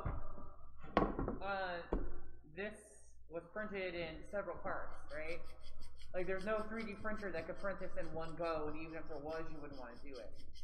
So, I had to join the parts together. And you can kind of see on the interior where the parts went together, and it creates visible seams on the actual print. So I had to fill them in with Bondo, which is what these lines are. And I'm sanding away the excess, and what it'll do is, the final result, here was where a seam was, and this is print, and this is Bondo, and so now it's one seamless piece. So when I paint it up, it'll not look like it had giant cracks in it. You can actually kind of see it on this piece right here. This is right before we had Bondo. This is actually a better example because you can see the big crack right down in the middle. Yeah, so this is actually a two-part piece for a gauntlet frame. It goes right here. You don't have to stick it right in the camera. So you can see the crack right there is basically where I joined the two pieces with some cyanoacrylate modeling glue. You can see it on the back side there as well.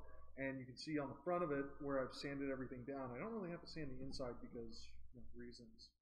But so what I'll do after I'm done sanding, my part is I'll do something along the lines of what Michelle has already done, is take some stuff called spot putty and just kind of gouge it in real quick.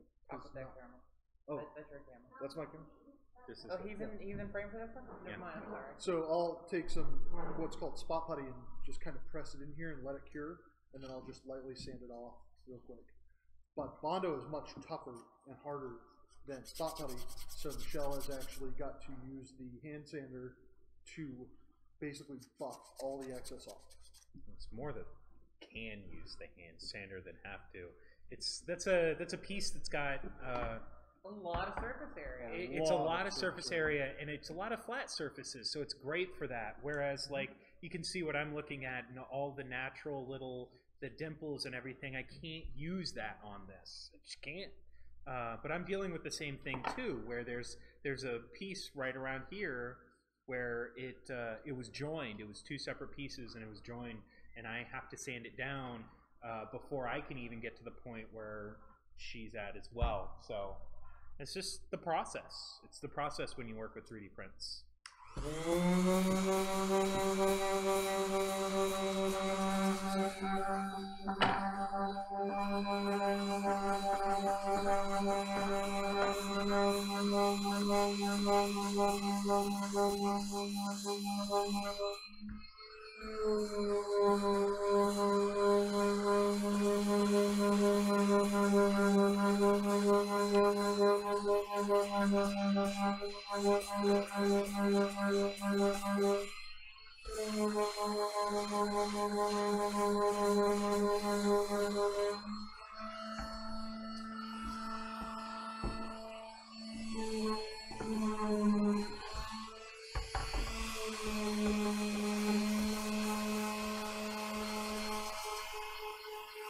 Chat for a few minutes, so sorry, I'm trying to get back in.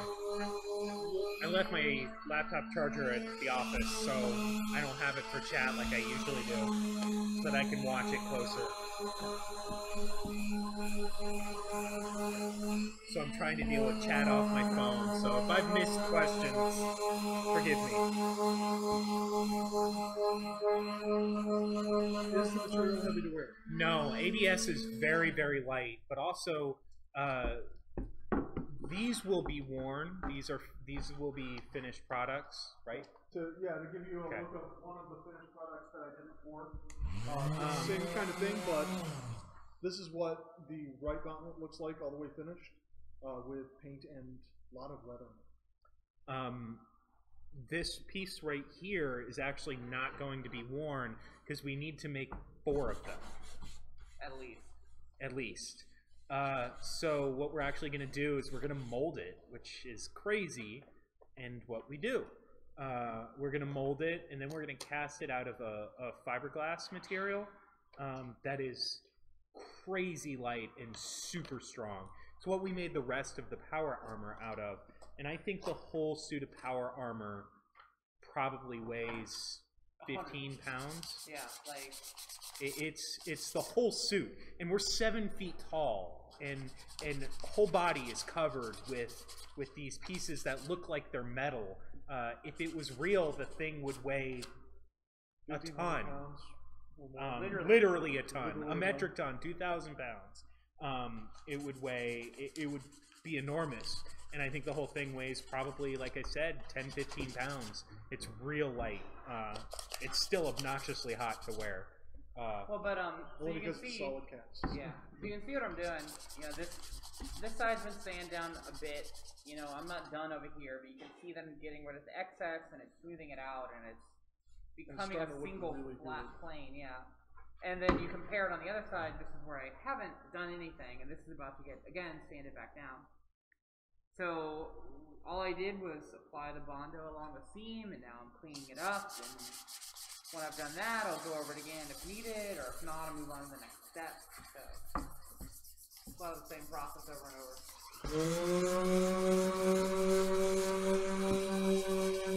But the short answer is no, it's not heavy to wear at all. But you rarely do. 3D prints aren't the strongest things to wear. They're actually, I don't want to say they're weak or brittle, but in big surfaces like that, it can break, especially in something that's worn, that gets used and gets walked around, and stuff happens and it'll break. When we make it out of the fiberglass material, the thing will take full impact and be just fine. I mean, it's the exact same way that, like, you make boats and race car bodies out of. Yeah. So it's light and it's strong. It's light and strong. It's great. Yeah, it's really cool. The things I've learned getting into this hobby have been awesome. And, like, it's amazing. It's amazing when you take something and you want to learn something and you get into something, the places that will take you. I would never have conceived of the idea that I would work with a material that's used to make things like boats and cars and anything like that. I would never have conceived of that. And it's not the exact same material, but it's the same type of material. Fiberglass. Actually, if you want to get real technical, carbon fiber is made in a very similar way to fiberglass. Different chemicals, but it's very similar. So I've gotten to use 3D printers, CNCs, laser cutters, what else? Backformers. Yeah, backforming's really cool. Backforming is really cool. It's a lot of fun. It uses a lot of power and can be really dangerous, which is why it's fun.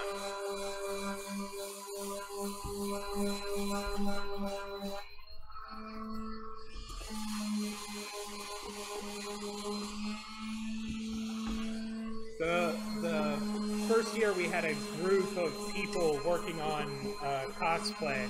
So that's the other thing to do. We do giant cosplay and we also do group cosplay. And the first year we did aliens, colonial marines. And we made one suit of armor and then we backformed the rest of it.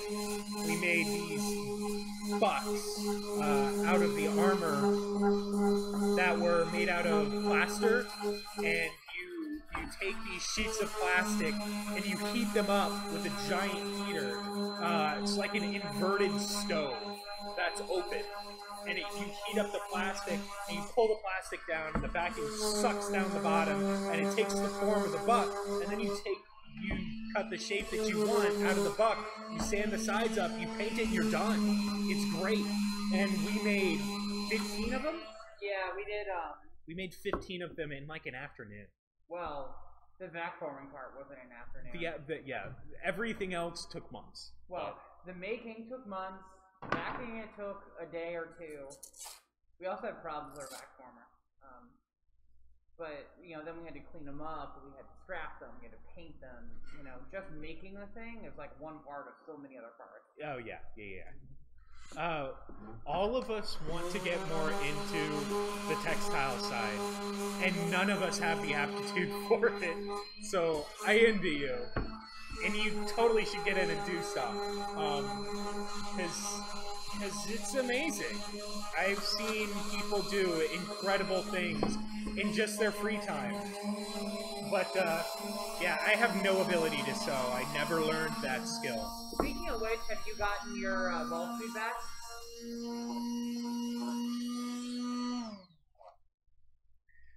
No. Let's make that happen. One of our friends made a vault suit for me. I asked her to make a vault suit for me. What I got was a work of art. It was truly incredible. Did you see it? What? Mouse just ran by. It was truly incredible. If you go watch Fallout 4 live-action trailer, you'll see the people walking by in a vault suit. It looks exactly like that. It has the piping, it has the breasted front, it has the right colors. It is incredible to a level I can't even describe. And I took it to an event, and apparently I left it at the event, so one of our friends has it, and I just keep not getting it from him. Because I'm a bum.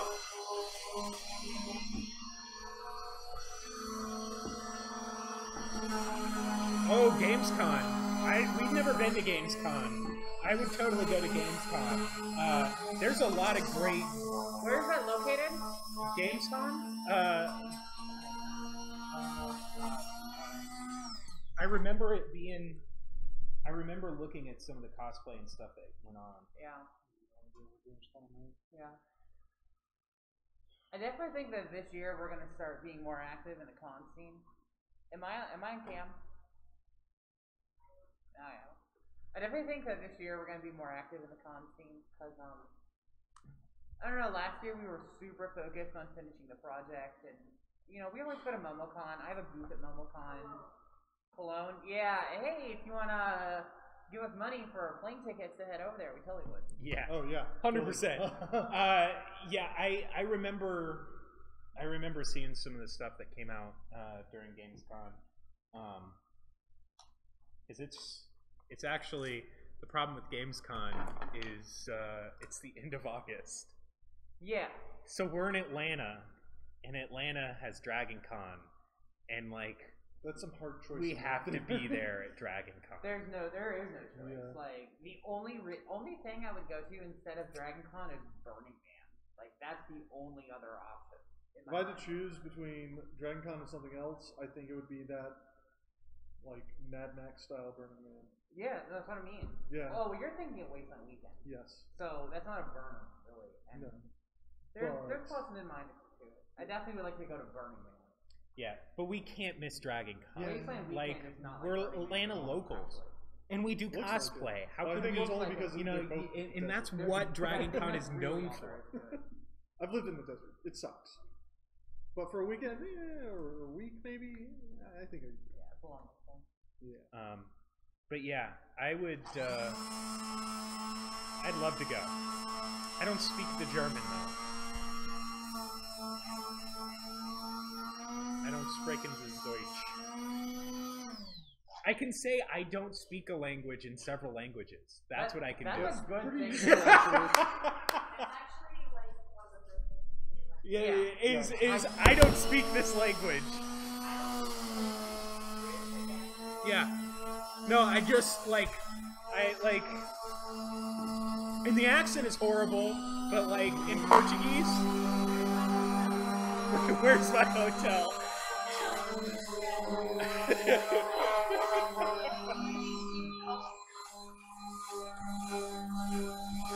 Yeah. Yeah, it looks awesome though. Yeah, it looks awesome. I want to go to like all the cons, honestly. There's so many good ones all over the world. like I said, I think if you do that cons are like going to a theme park like Disney World or something, you should just pick a couple things that you want to go to when you go to the con. A couple panels, maybe a party or two. You know, don't worry about going to everything. A party or two? Yeah, that's the only reason I go to con. Or like, drunk on Wednesday in the Marriott, having to get carted back to your room. That's happened to me before. Yeah. If Tuesday's the new Wednesday. If you can remember it, you haven't had enough fun. Yeah. That's not true. It's kind of true. Anyway, yeah. They're turning the lights off on us. I definitely want to, did they really? Yeah. Eat them, Dad. She definitely wants to walk away in the middle of a sentence.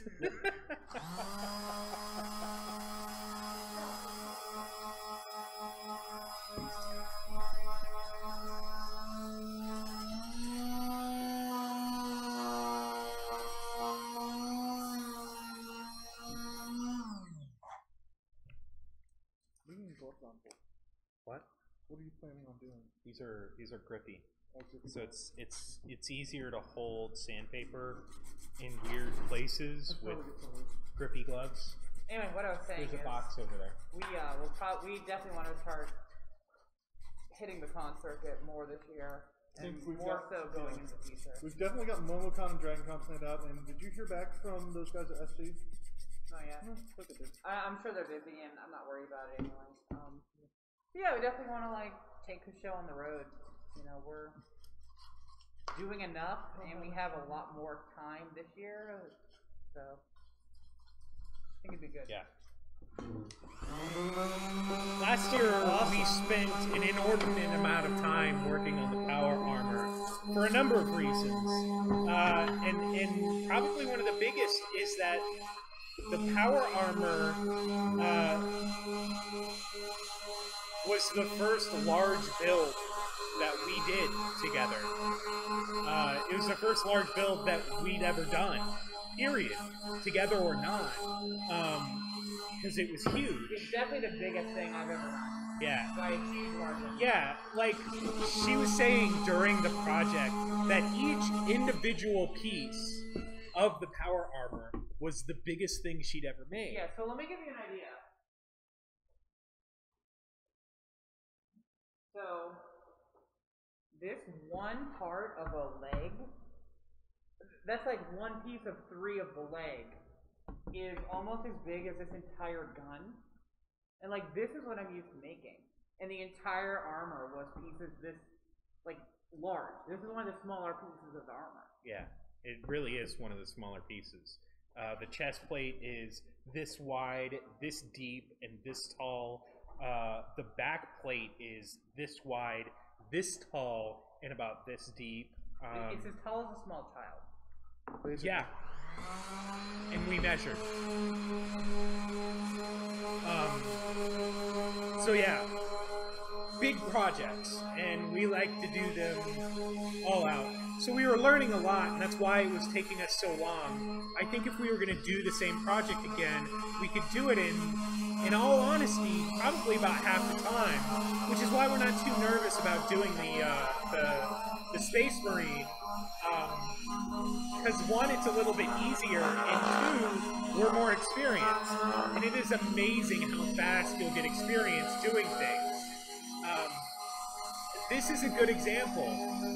This was basically a raw 3D print, and with less than 8 hours of work, it's very close to being done.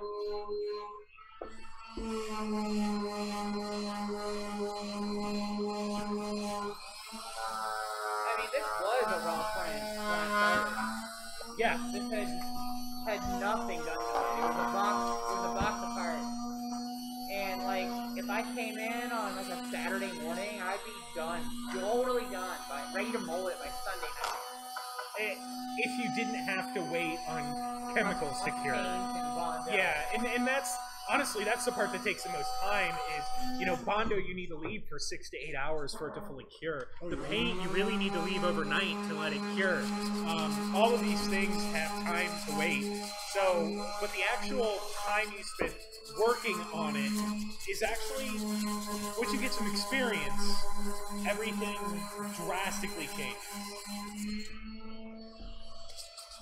But it's all sanding. Oh So my god, much the sanding. The Dustmaster knows the sanding. You know the brush?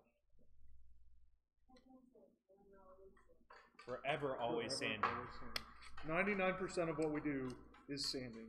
99% of, like, it's a thing that people just accept. Like, making involves tons of sanding. And beer. And beer. Making involves tons of tedious, repetitive action. Yeah, and sanding is one of the more common ones. You know, maybe you don't do a lot of sanding if you're doing electronics, but you do a lot of soldering. And you do all the soldering. That's the electronic version of sanding. Basically, yeah. It's just tedious. It's not hard. We need to do an electronics project soon. Yeah, when we build the fleet. Build the 3D printing fleet. Oh, yeah. I like the term fleet rather than farm. I don't know why, but I do. Hey, whatever. We'll put a big sign that says fleet on it so we'll all remember. We'll call it the Fleet Farm. Sure. I'm okay with it. Shut up! Quit destroying my dreams! Hey, don't let your dreams be dreams, man. Red Human, you are not meant to be seen or heard. I'm just kidding. We love you. Where did my... Where'd my grandma go? That was dark. That was dark. Look at me. Wow. Are you saying mean things to him? No! Sorry? Looking at the Red Human. Red Human, are you saying mean things to Elliot? Saying mean things about herself. Oh, don't say mean things about yourself. Not even herself, about her family.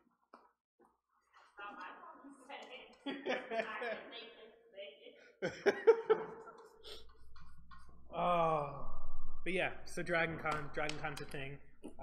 We'll want to go. What are some of the other ones we'll think about? Of course, we're going to MomoCon. MomoCon is another local thing that we actually have had a big presence at in the past couple of years. We'll have a booth. I'm taking a couple panels. From AWA? No. At MomoCon. AWA is great, and it's fine. It's not... We're the wrong demographic. We're the wrong... That is not the audience, really, for us. What? Oh. What did they say? Sorry, I slammed the table and it probably did something to the mic and it scared them. Scared our viewer. I just imagine like your attention slightly drifting off and you're watching this and there's ambient noise going on, but not like wham! Sorry, I'm very animated.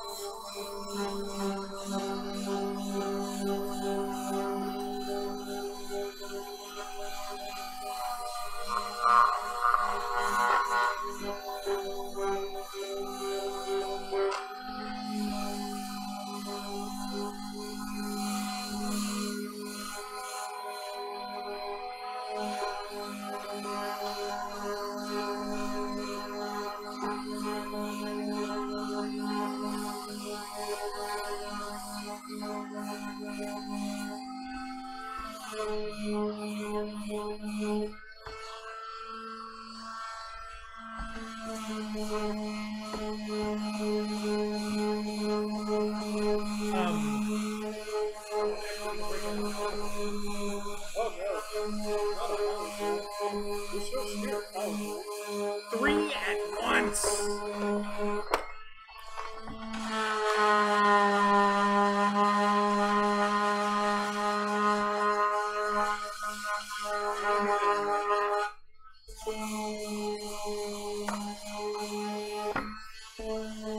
Get your own. That is my own.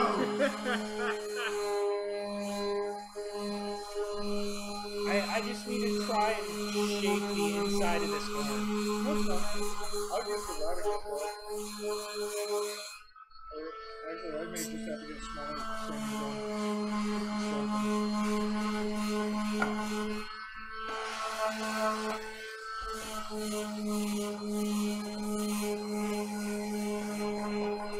So Dremels tend not to be the best thing to use on 3D prints because they create so much friction that they melt the plastic.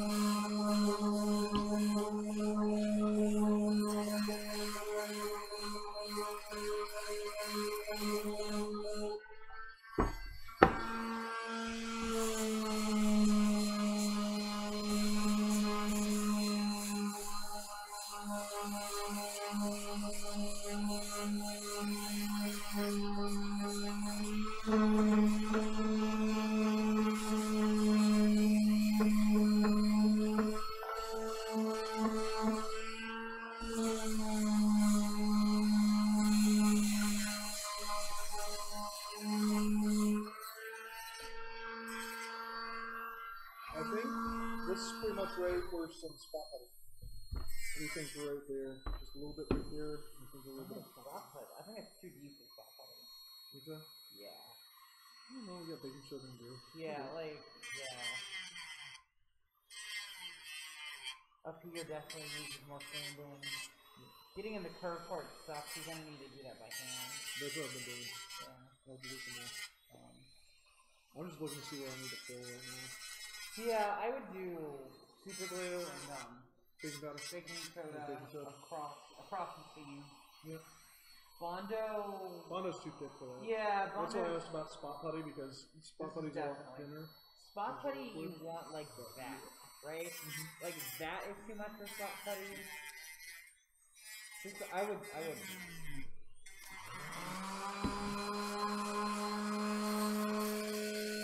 That's what I've been doing that.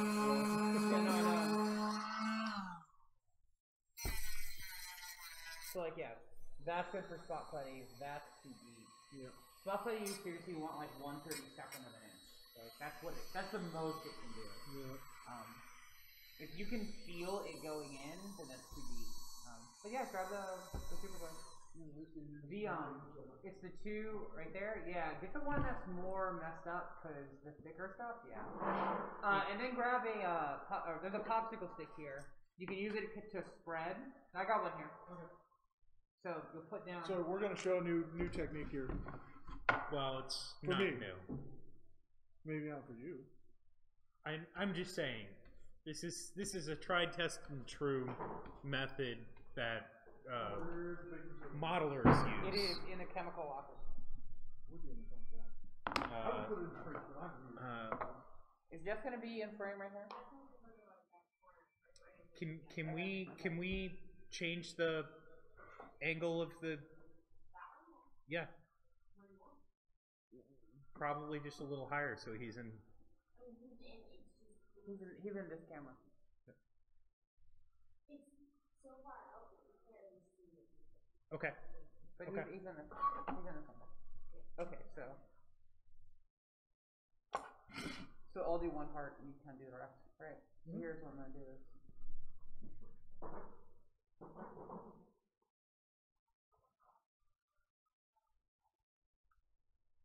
So this is the super glue we use. It's kind of on its way out, which is why we're trying to use it up so much.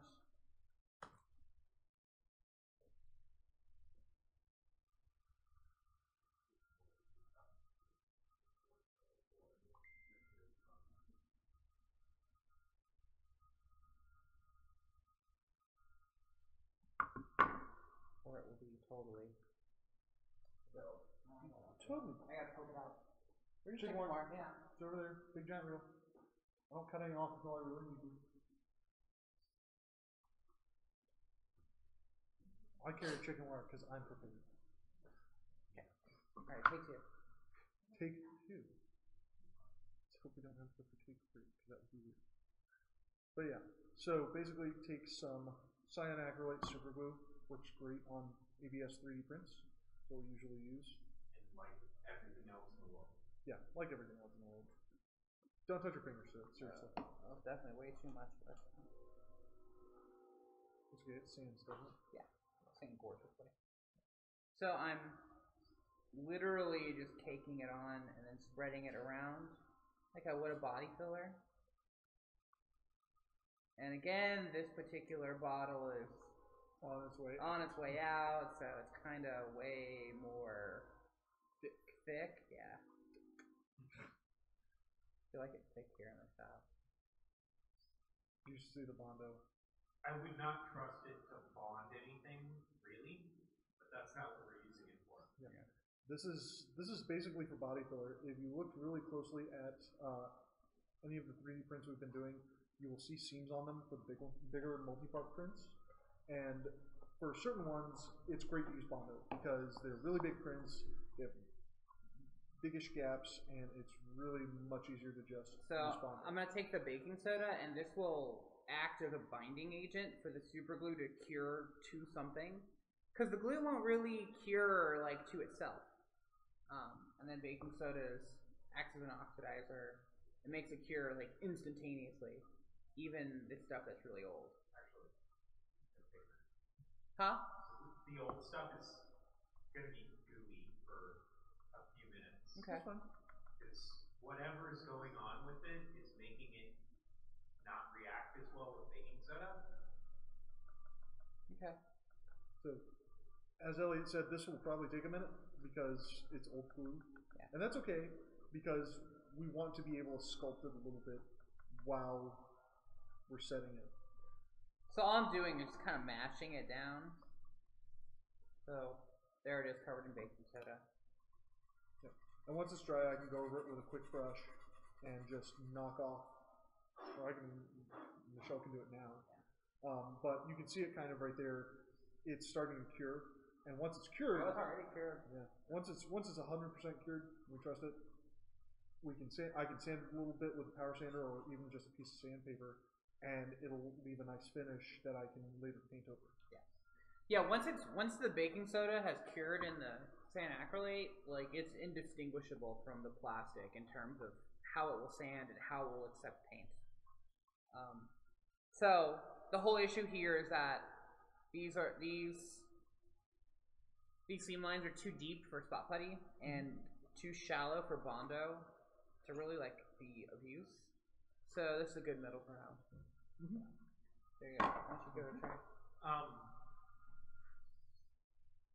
I actually might wait about 5 minutes with that stuff. I was using it yesterday, and I started sanding it too quick, and I sanded off the top layer, and the bottom layer hadn't cured. Well, you were laying it on pretty thick though. Like you were really That's sculpting about with as. it. That's about. true. From what I can tell, this is about as thick as I need to do. Yeah. So I'm just gonna kind of mash it around and wipe it around to give it a I nice was- kind of layer on there, kind of like any other body filler. Are you on this camera? And then Over here? some baking I soda was on doing top. this right here, and this gap before I filled it in was seriously like a 1/4 inch or more. I'm just So gonna get it on the floor anyways. So make sure you it's a big old gap. Yeah, you have a little some spots that are so right. So yeah. And just mash it in, and it'll kick off. Using this with like newer, fresher bottle of cyanoacrylate, I'd probably see it happen really fast. Like as soon as you sprinkle it in, no it's kidding, gone. It's instant crazy done. fast. Cyanoacrylate is really great for modeling. I use it for my Warhammer stuff, and it also works great on any plastic or actually anything. I've glued my fingers together. It's not fun. Also, I've glued my fingers together and sprayed accelerant on them. Yeah. Another byproduct of the baking soda, which I learned yesterday the hard way, is one of the things about cyanoacrylate is it is it goes through an exothermic reaction, which means it puts off heat, and that increases with the baking soda. And it was actually, I got it on my fingers, and it was like actually hot. It didn't like burn me, but I could feel it. It's a chemical reaction. It's a chemical reaction. It's exothermic. Yeah, accelerated cyanoacrylate. You can get, this is a bottle of cyanoacrylate from Hobby Town. Insecure, pretty run-of-the-mill stuff. There are little bottles of spray accelerant that you can spray on this stuff. It'll cure it up in a half second. Yeah. It will burn you. The difference, watch out. The difference between the actual accelerator and doing this is that this, like I said, it gives the glue something to bond to, because glue just out will cure, but it takes a while because it's not really reacting to anything. Yeah.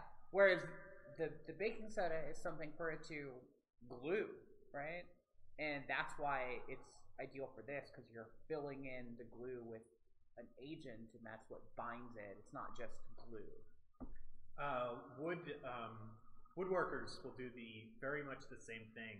They'll mix epoxy and different things with sawdust to create wood filler, so they can fill in holes or gaps or things like that, and it'll have the exact same.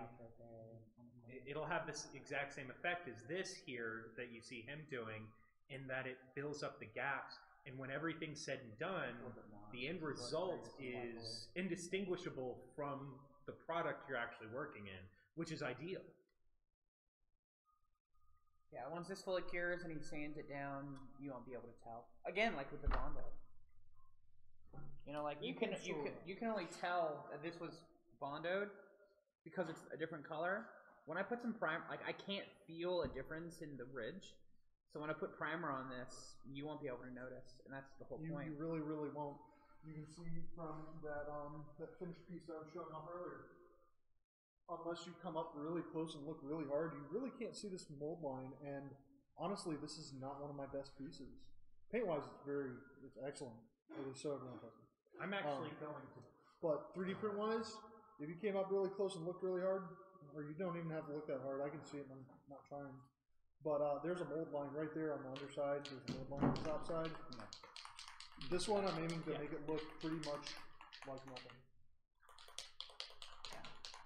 Yeah, we got a little bit more time to show this piece. The love it deserves. That one was actually made in like 2 weeks. If that. If that. I honestly was making my Mandalorian set and seriously just kind of shotgunned it. It still came out really well. I'll put some pictures up on my own Instagram and tag them with making it up later. Yeah, I'm going to. Okay. So this is my Deathclaw skull again. I'm getting ready to. It's ready for the next stage. From what he's doing, and at a certain point, it gets really hard to see the differences and the difference you're making. So one of the things you do. You should take 2-in-1 filler primer, and you paint it. And when it's all dry and everything, I'll be able to see imperfections that I want to make go away a lot easier. This is going to be an interesting thing to paint, but that's what I'm going to do next. I'm probably going to do that off camera because I need to do it away from them as much as possible. Are you painting just the back? Or you can do the whole thing. I was going to do the whole thing. What do you think? Well, I definitely think that up here, this could definitely use some more work on it. You haven't done the palette at all. Like this, this needs to get sanded. This is going to be there. Yeah, that is going to be visible. Yeah. You know, I'm glad it's there too, because it's load bearing. Yeah. The palette. Yeah. I mean, and then the top of the eye socket. Yeah, I'm having a lot of trouble getting to that. Okay. Like, I even tried it with the Dremel. Do you want to put some a little more bit mech in it? Yeah. I mean, that's probably what I was going to do with the nose bridge too. Yeah. Not the nose bridge, but the inside of the nose. Yeah. I mean, everything from the eye sockets forward, totally, like ready to go. But you know, the teeth, the palate, the nose, the eyes, which I know are like the pain in the ass parts. Yes. I just like that nose. I just don't even know how to handle that. Slowly and carefully. I can barely feel this mold line, so that's really good. Yeah, I'll just do the back for now, and I'll work on the front a little bit more. Yeah, do everything from the eyes back. I think would be fun. Personally, I don't prefer to do like partial painting. I like to get a full single coat. Sure. But I mean, once you paint it, you're kind of done with it for the day anyway. Yeah. Especially in this cold. Yeah, that's actually what I'm worried about is the cold. It'll cure it. You're not going to be able to do anything with it. The other thing about this, Jeff, and the reason why I totally agree that when you paint it, you're going to want to do it all at once. I foresee this thing having many coats of and many go-overs and everything, because this needs to look like bone. Yes. So this is going to be like, and then it's going to be molded. So I got to get this like super smooth. Yeah, this is going to be wet sanded to the nth degree. So there's going to be. This is only the very beginning. I'm just a little worried that in some of these places I've sanded too much. What do you mean? That I'm going to start breaking through the wall in some of these places. Mm-hmm. Like, I don't know why. I don't know. This is a little different than. This is a lot different than what I've done with anything else ever. I think regular sandpaper might be better, and I definitely think we should do a coat of mech. It doesn't really do anything. The regular sandpaper, it's too hard to make it conform in there, and because it's not designed to flex like that, what it ends up doing is it does exactly what you're seeing right now. It cracks it, and then it loses its ability to sand, and it starts flaking off the paper. Do we have any foam back stuff? I think we'll have to put that on the list of stuff. The only foam back stuff we have is the stuff we made that's foam back. Okay. And these. Yeah. Well, I will put spray adhesive on the list. But we need flexible sand. I'll bring in some spray adhesive. I think I have some at home. I'll try and bring some in tomorrow. We need craft foam sheets. Don't have any of that. I think we have some in the black cabinet on the bottom. Okay. There's a little bit of craft foam at least. Well, I added it still. Well, yeah, because it's only a little bit.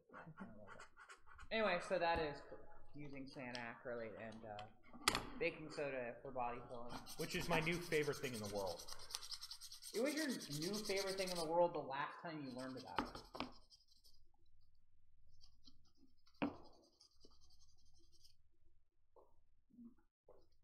You guys want to see the paint booth?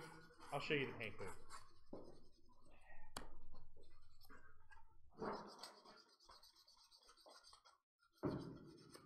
It's a disgrace to paint and booths to call that thing a paint booth. Oh, come on.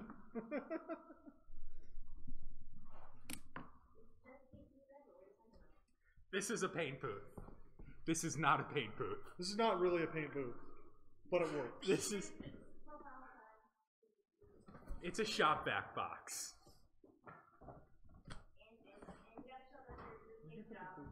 Oh yeah, the tape. There's the tape on the back. Give it structural rigidity, and the tape on the inside. It's not a paint booth. What it is it's a thing to collect the paint, so I don't get to make a mess with the paint. It's a right now solution, is what it is. Yeah. When I said I made it in 3.5 minutes, I was not exaggerating.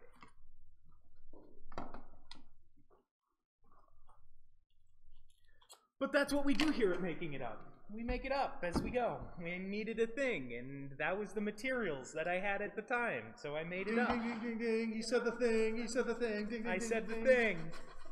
I said the thing. It's the name. He said the name of the movie in the movie.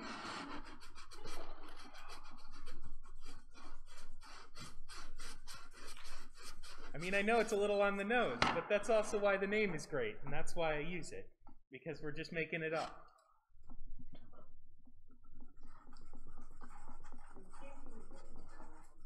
Do what? It says making it up.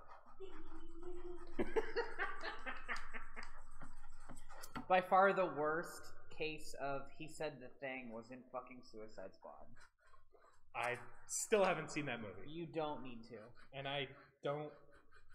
I think I can get it. I don't feel the need to. If we really want to.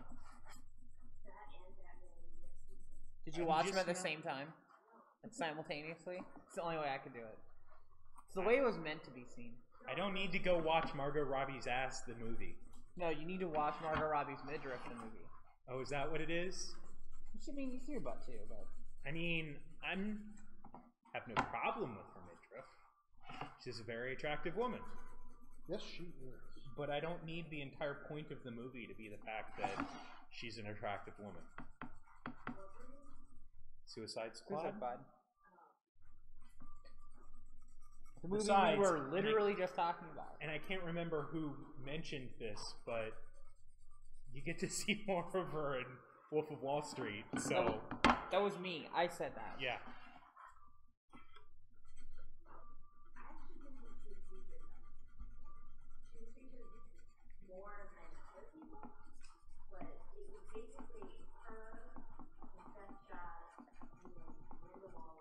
Death Shot?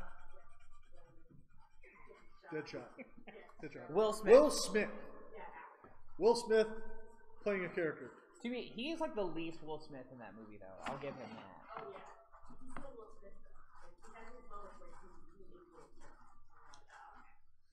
Now, when you say Will Smith is not Will Smith, do you mean Will Smith is not Fresh Prince of Bel-Air? No, I mean Will Smith acts like the same character in every movie ever. Except for when he doesn't, which is a rare thing. Yeah. Look. No. If he could make Hancock again, that would be... I would go see that. Not make it again, but... No, if they made Hancock the way it was before they rewrote literally half of the movie. Yeah. You can pinpoint when they brought in a new writer, because the movie literally changes in the middle of a scene. Yeah. Hancock was... Years ago, me and some friends used to play a tabletop superhero game. It was a D10 superhero or RPG, right? Like pen and paper. And one of the characters that I played was literally Hancock before Hancock. It was an out of work superhero, and like she had a sign that says "We'll save world for food." Like it was hilarious. It was great. So, Keep going. Oh, and then so they came out with Hancock. I was like, oh, this will be great because the trailers it looks cool, and it wasn't. It always looks cool in trailers. Which is why I'm so very, very cautious about Justice League. Oh my God. Okay, hold on. You shouldn't even be cautious. Yeah. Have you seen Batman vs Superman? Yeah. Have you seen the new Man of Steel? Have you seen Suicide Squad? I haven't seen Suicide Squad. I've seen Man of Steel. Okay, I'm overly cautious because I really hope they let Ben Affleck do his thing. Because he's pretty badass as a director. I said pretty. Better than Zack Snyder. Hack Snyder. Yeah, no, Ben Affleck is great. I'm just saying, they've shit in front of you 3 times, and you're like, well, maybe it'll be better this time. Oh, it's been more than 3. Well, yeah, but this iteration. So, everything that I saw in Batman vs Superman and Suicide Squad made me convinced that the DC cinematic universe is the See, it's just handled by a bunch of people who don't get it. Basically, it's not even that they don't get it, it's that they don't care. They just want to make money. That's entirely the point. Let's make money. my mask. Leave it right here. Let's make money. Somebody's head. Mine has my initials on it. Mine has henchmen on it. That's mine, yeah. You are copying something I've said to you almost word for word. Yes. Don't fight with the red human. She'll turn the stream off and it'll be sad. I'm just saying. I've had that conversation enough that I'm like, alright, do we need to have the conversation? I don't know how to get these damn eye sockets. They're so frustrating. I can believe it.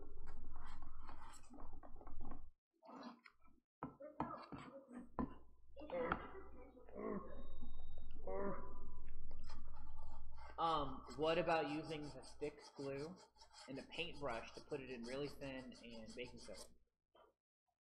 That could do. Maybe. It's either that or Mac. Yeah. Like, the problem is you have to sand, you can't sand it down because the valleys are too deep. You need to add something. Well, the 13th struggle is leaving. Oh no. Goodbye, thank you for Bye. watching. Thanks for coming. It was good to meet you. Look at the big camera.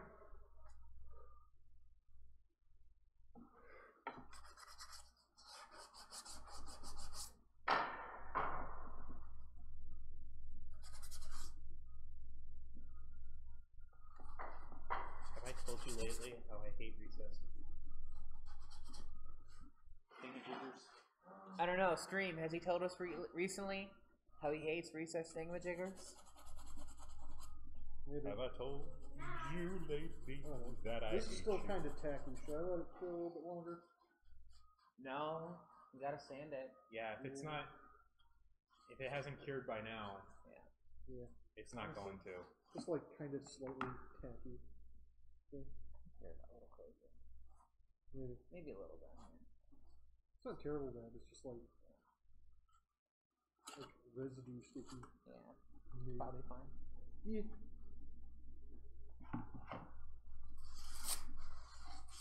Okay, Jeff has to go to Home Depot tomorrow and get my 75.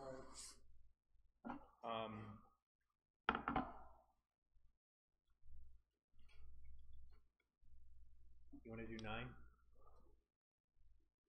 Yeah, sure. Yeah. 8:38. 8:38. So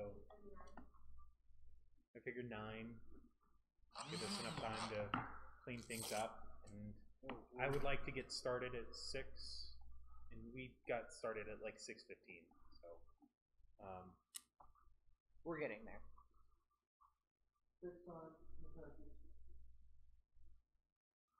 I get no video on my phone. That's weird because I can get video. That's because you're both on the Wi-Fi with the cameras. Yeah, but I need the Use the chat thing. I need the chat. Not in the app. Ow.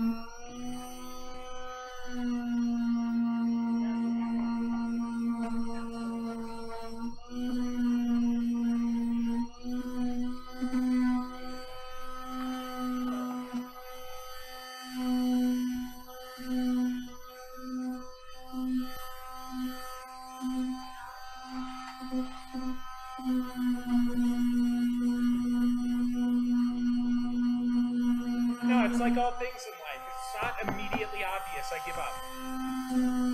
That's my line.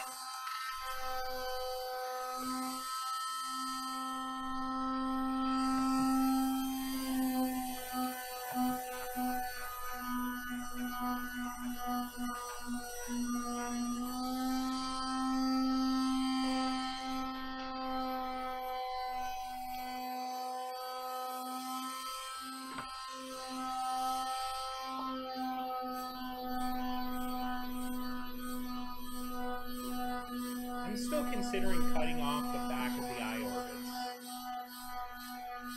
Not in this. Sure.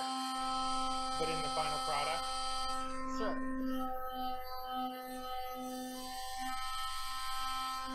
Or maybe I should say putting a hole in them.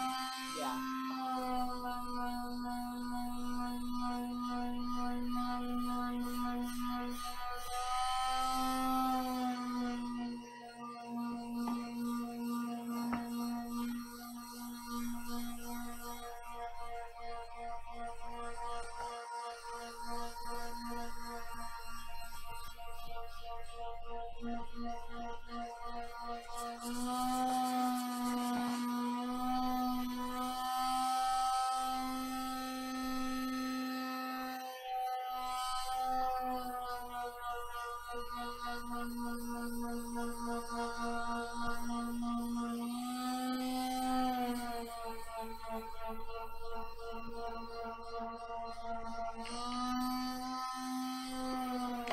Hello. Hello. Right now, I am working on a Deathclaw skull. Michelle is working on combat armor. I think this camera's live. Let me check. No, it's my camera. Oh, okay. Michelle, who you can't see right now, is working on this, which is a piece of the combat armor from Fallout 4. And Jeff, who is here, is working on a butt plate. Codpiece. What's that? Codpiece. Chest plate. Whatever you want. It could be either if you play your cards right. Hey! Oh boy. But yeah, Michelle and I are both working on 3D printed pieces. He's working on a piece he made out of Sintra. Yes. Which I've never worked with, so You will. I'm sure that I will. The E-frame is definitely going to be Sintra. It's a big cod piece, if you know what I mean. Hashtag compensating. You started this.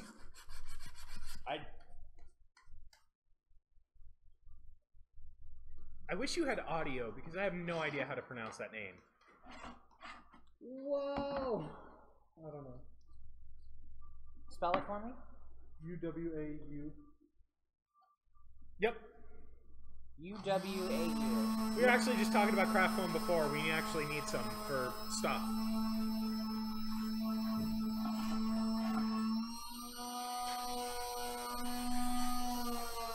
Craft foam is super multi-useful. Yeah, we don't make a lot of our costumes out of foam. In fact, Elliot's never made a foam costume. We need to find a reason for him to make one so that he can experience it. Well, that's Lightyear. I mean, kinda. I've done a terrible job, but it's there. But yeah, foam is great. I've done EVA costumes before. I have one over there. I forgot. But I like doing rigid armor because nothing beats the sound of hard armor.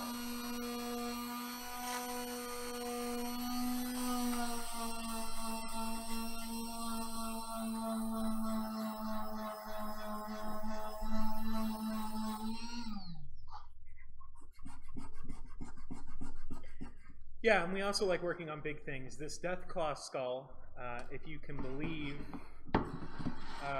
is one piece of a larger costume. It is the shoulder piece. This giant thing is one shoulder piece. Is a shoulder piece for power armor that's 7 feet tall and awesome. Awesome.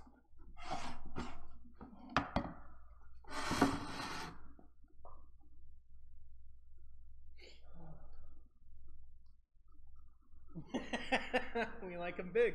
What are you working on? You say you're working with craft foam. What are you making? Who are you making? Whom?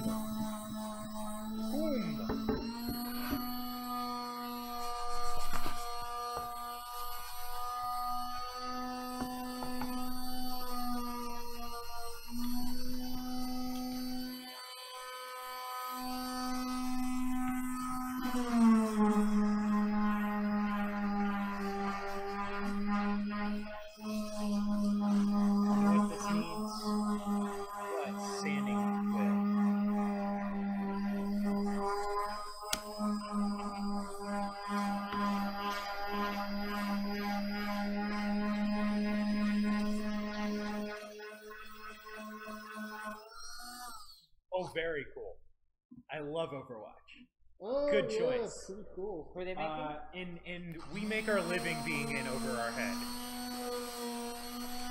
They're Reaper. Okay. From Overwatch. Okay. Say they're in over their head because it's their first cosplay. My first real cosplay that I did was a 7-foot tall suit of power armor. So we could talk for days about in over your head. This is my first real piece that's mine. So yeah, I know all about in over your head. Honestly, everyone starts over their head. Yeah, it's the greatest way to do things, because at the worst case scenario, you fail, and you learn a lot doing it, so that when you do it again next time, you know better. And at the best case scenario, you don't fail, you still learn a lot, and you have something awesome at the end of it. So, yeah, props to you for just doing it anyways.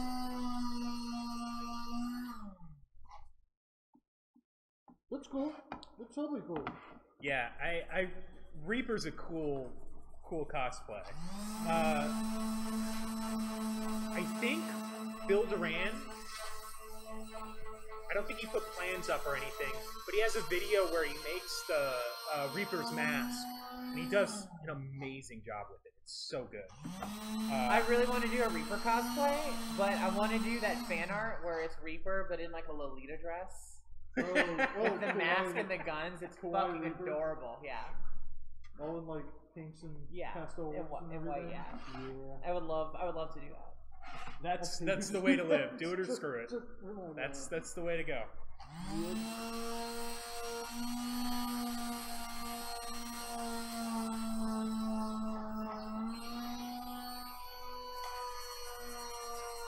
I 100% will be Soldier 76 someday. I'm going to make and design the gun by myself. I know there's 1,000 of them out there that I could make, and that's fine. I want to do it myself. Well, you want to use it as a reason to learn the process. Right. Yeah, I'm going to use the gun because there's such great reference for the gun in particular. In fact, Blizzard put out reference for it. I'm going to use that reference as a way to learn how to use probably Fusion, because I can get it for free, and it's great. So I'm going to learn Fusion 360 by making something fairly complicated, which isn't the smartest way to do it, but like you said, do it or screw it. Mm-hmm.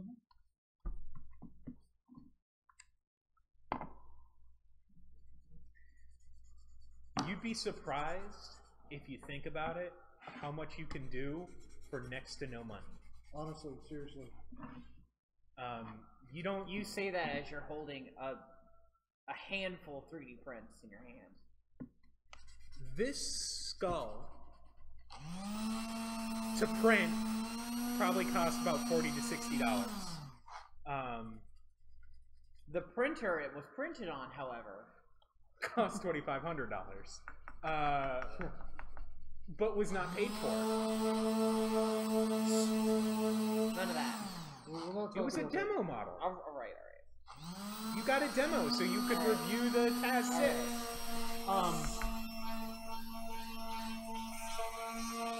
Anyways, it's you'd be surprised.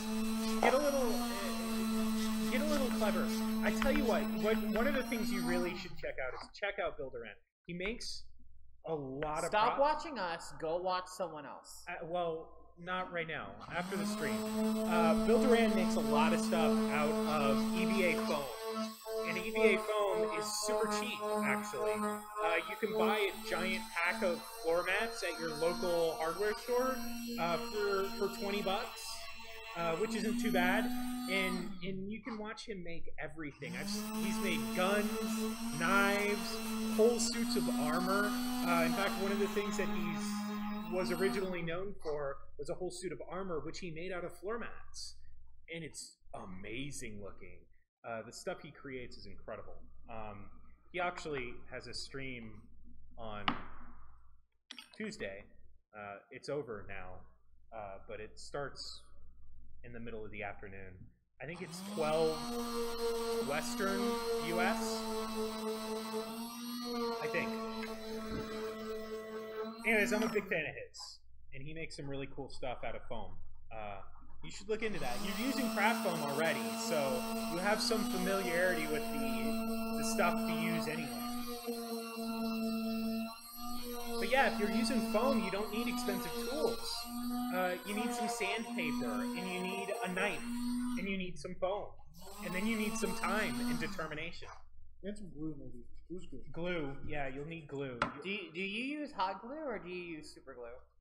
That's a good question. Or do you use contact cement? Yeah. Which is the other thing that people who use foam use a lot. Barge. A giant thing of barge. Contact. Which is always also very cheap. A big old thing of barge is like $15, $20.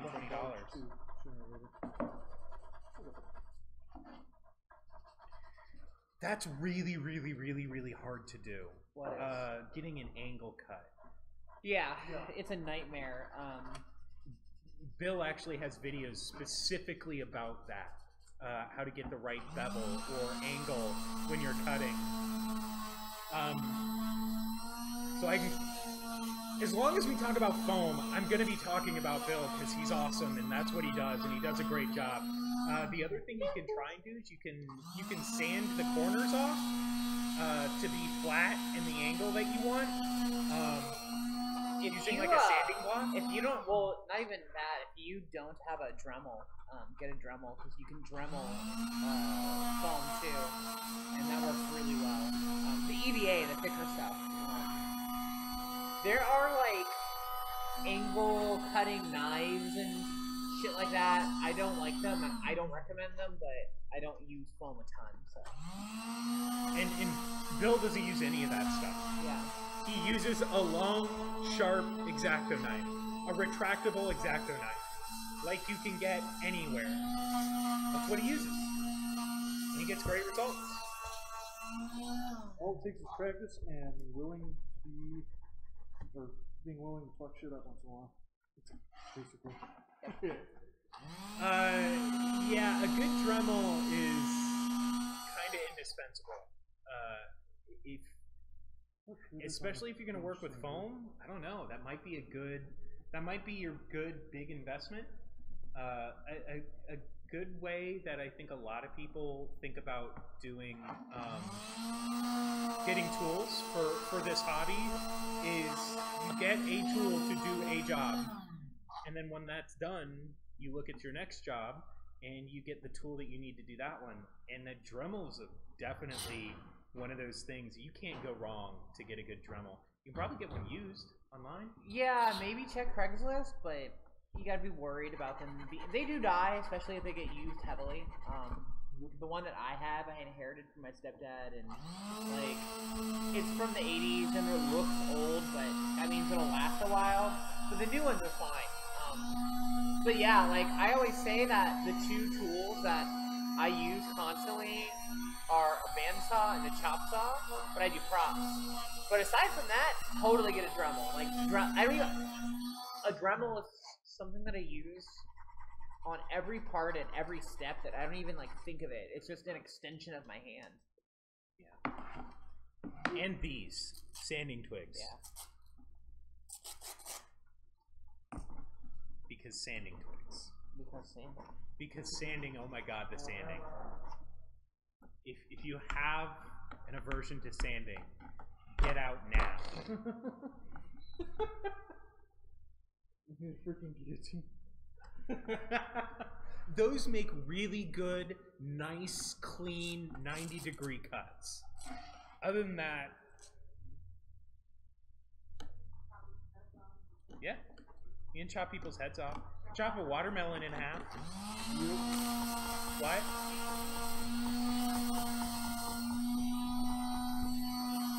Problem is that if you lose your head, you can't sand anymore. Won't really cosplay at all.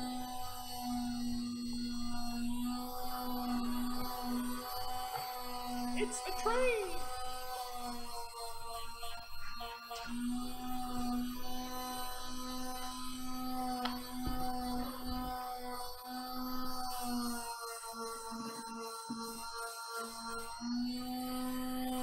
Yeah, there are parts of every project that are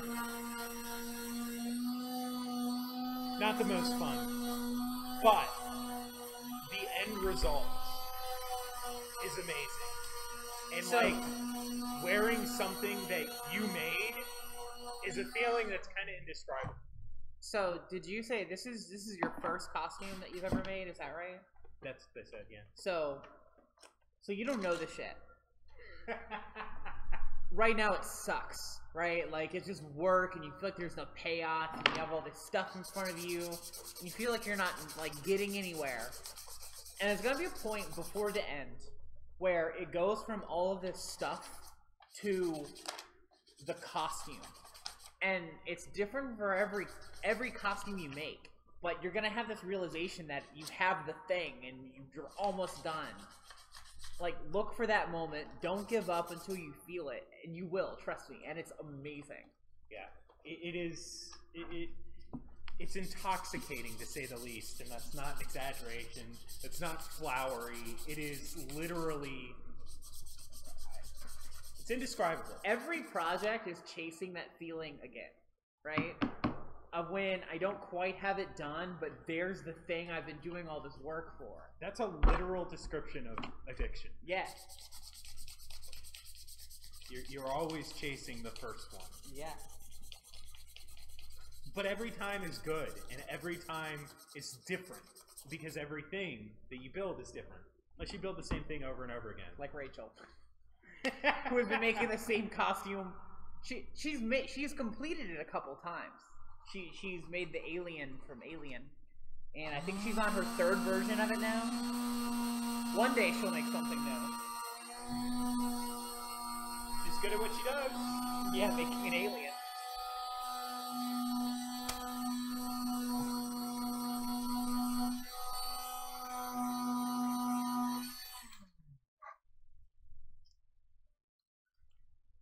I mean, I would advise against the guillotine as a tool to make cosplay, but everybody has their own style. Well, like we always say, no unitaskers, and a guillotine is a unitasker.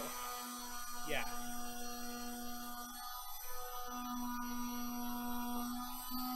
Unitaskers are bad. You want a tool, especially for the first tools you're thinking about, get a tool that does many things, which is why the Dremel is such a good idea. The Dremel is, you can use it to cut things, you can use it to sand things, you can use it to grind things down, you can use it to... You can buy a press for it and use it like a drill press. I have literally, I used a Dremel and a drill press to drill out rivets on a keyboard so that I could fix a laptop. You actually have it in your box right there. There's a this one, the Dremel box. There's a top for it that you can use it like a router. Yep. Router top. Get a rotary tool. Dremel's like Kleenex, right? Yeah, it's a brand name. Yeah, it's a brand name. What they are is rotary tools. There are different ones out there. Dremel is cheap and everyone knows it. But there are other ones that'll last longer and are better. Get a rotary tool.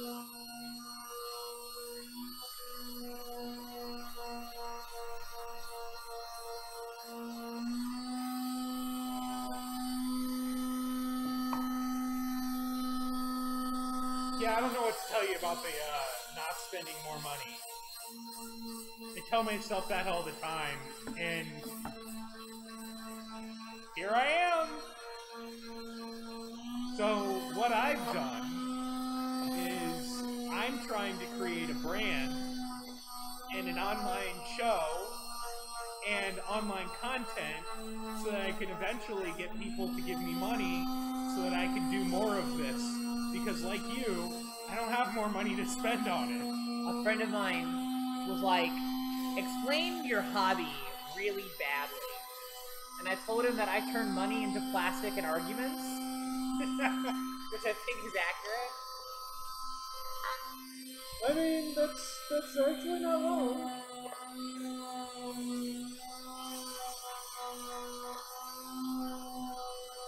If you're really into it, there's nothing like it.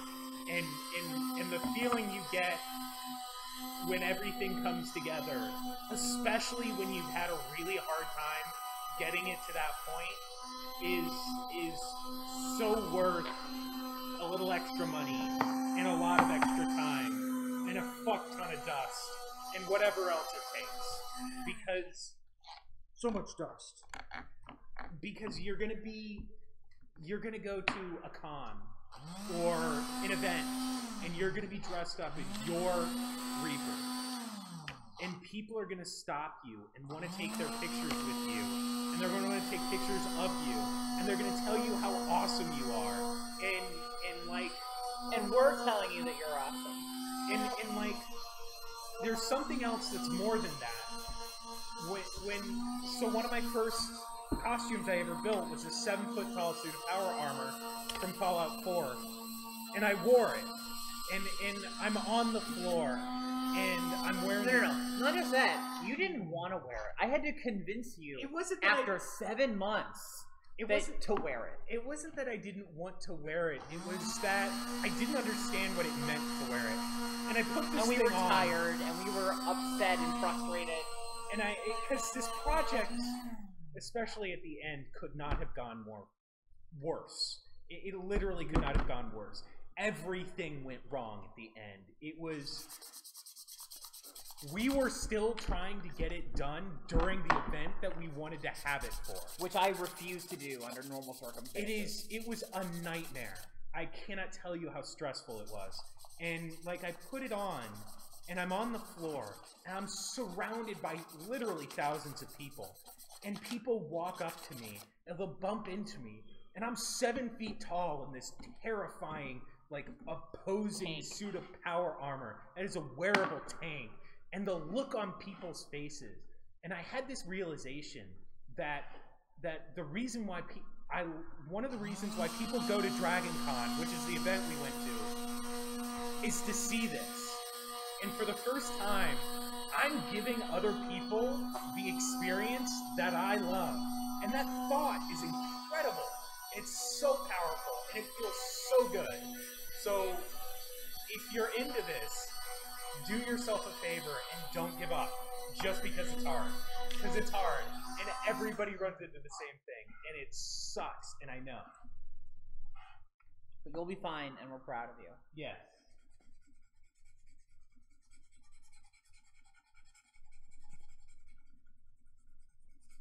Keep that thought up. Keep that thought up. Keep going. Yeah, it's... If you've never been to a con, it is unlike anything else that you can go to. There's all of these people are fans of the work that you love yourself, and you meet up with all these other people who have the same interests as you, and like you connect with people in a way that you don't normally connect with them or with anybody else. And to go to your first con in cosplay means you're doing more than just attending the con. You are a part of it. Well, that's kind of like what Elliot was saying, that before he got into this, he would go to these events to look at the things, right? And now he's the thing that people are looking at. And not everyone does that, and that's fine, but those that do, like, you get it. Yeah. It's really great.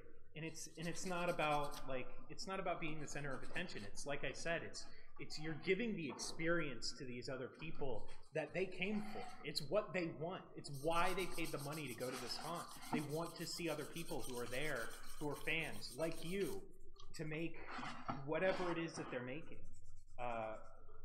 Because the amount of work and dedication and determination it goes into making this stuff is incredible. Anybody who knows the first thing about how this stuff works is... Anyways. I don't think I'm gushing, but... Yeah, it's falling apart. A little bit. Yeah. It's okay. We have to cater to our fans. Yeah, Because all right. We love She them. just got here. Yeah, she did. We can hang out for a few minutes. We were planning on closing down at about 9 o'clock, but I'm still working. We're all still working, so we'll hang out with you for a little bit longer. And you are. Just do it. Make it happen, Captain. Go online and watch pictures or the watch little videos. Pictures. Watch the little videos of the dude. Shia LaBeouf. That guy. Shia LaBeouf. Don't let your dreams be dreams. How many times do you say that to each I other? say that every fucking day. Literally every day. Literally. Occasionally with no provocation. She's just over there and she's, don't let your dreams be dreams! It's like Tourette's. We're kind of stopping like... No, it's Michelle, amazing. Like, okay, yeah, it's a meme. Yeah, it's hilarious. Do you know the story behind that video? Yes. So, tell me the you story. don't, you don't know? Okay, you don't, and I'm going to assume all of you don't. I also assume you know what the fuck I'm talking about. If you don't, look up Shia LaBeouf, just do it. Yeah.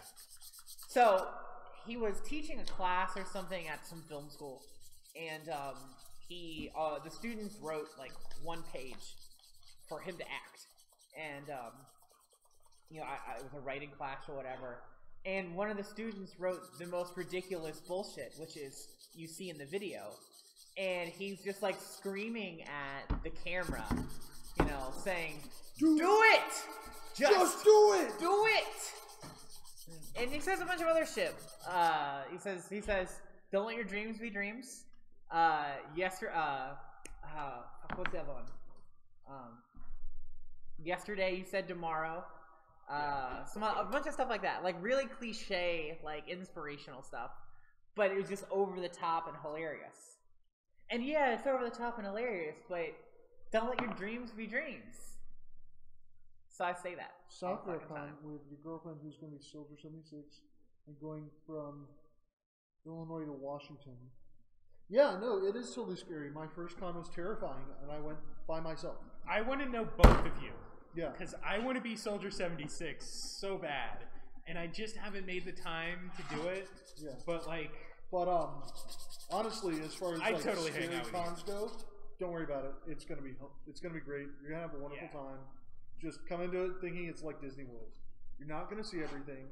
There's so much to see. You're not gonna see it all. Just pick out like 5 or 10 things that you want to go see.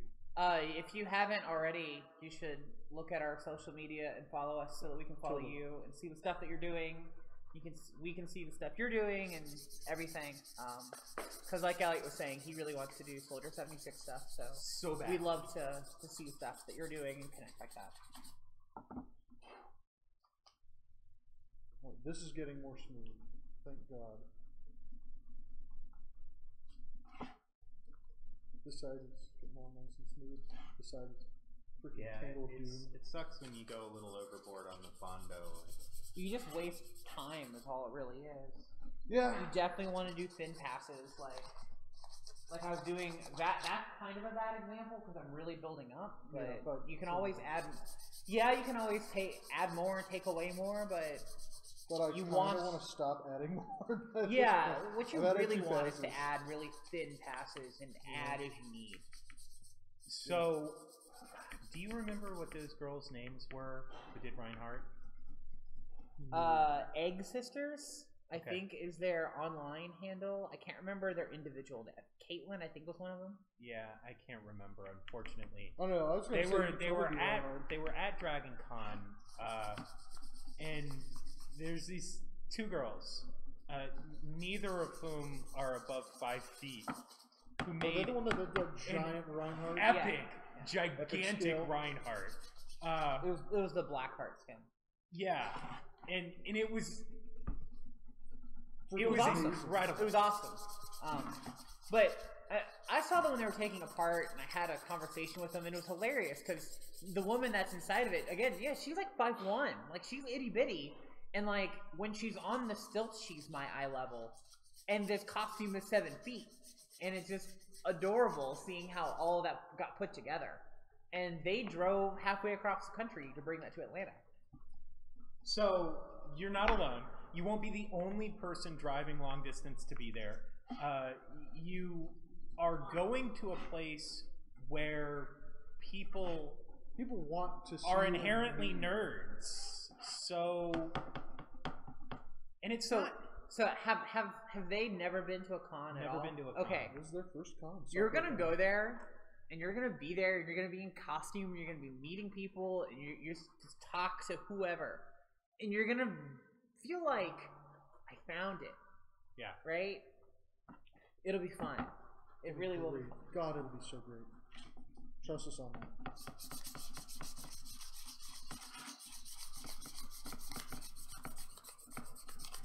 Honestly, my first time I went to Dragon Con, made a ton of friends that I still talk to, including these two. You know, I went and did a lot of stuff, saw a lot of things. Saw some things I didn't think I'd see. Saw some things I'm still not sure I ever Depending on wanted which to con see. you go to, you might see some things you don't expect. Shoot, you just might. I don't know much. You said you're going to SakuraCon? Yeah. I don't know much about that one. I know the name, but I don't know where it's at or what it's what's about. I mean, they said it was in Washington. Is it in? I mean, by the name, is it a lot of anime fans who go to that? Some animes. Some animes. Weebos. That reminds me, Ghost in the Shell, the original, the '95 film, is coming into theaters soonish. I'll find out. Oh, they're bringing it. Okay. Yeah. They were playing it a while back at the Midtown Arts Center. Yeah. Which. Don't they kind of do that all the time now? Kinda. Seattle. Cool. I wouldn't mind going to Seattle. Getty Hyper Reaper is. I would watch that. I'd pay $1 to watch that. To watch what? Getty Hyper Reaper. Hey, big thing is, yeah, it's mainly anime, but game and anime is hand in hand. I mean, yeah, totally. pretty much. Totally. In the universe that is Overwatch. Almost did the reverse. The universe that is Overwatch is totally something I could see being an anime. Don't talk too loud, Blizzard will hear you. Blizzard isn't litigious like Games Workshop. No, not litigious. They'll just go make an anime. They'll hear it and be like, I'd be okay whoa! with that. The shorts are great. The shorts are phenomenal. Oh my god. The art was phenomenal. The little mini stories were great. The short with Bastion. Bastion's my favorite. Oh my god, it's so good. I watched it like 4 times the first day. God, I love it. No, Bastion's the best character ever.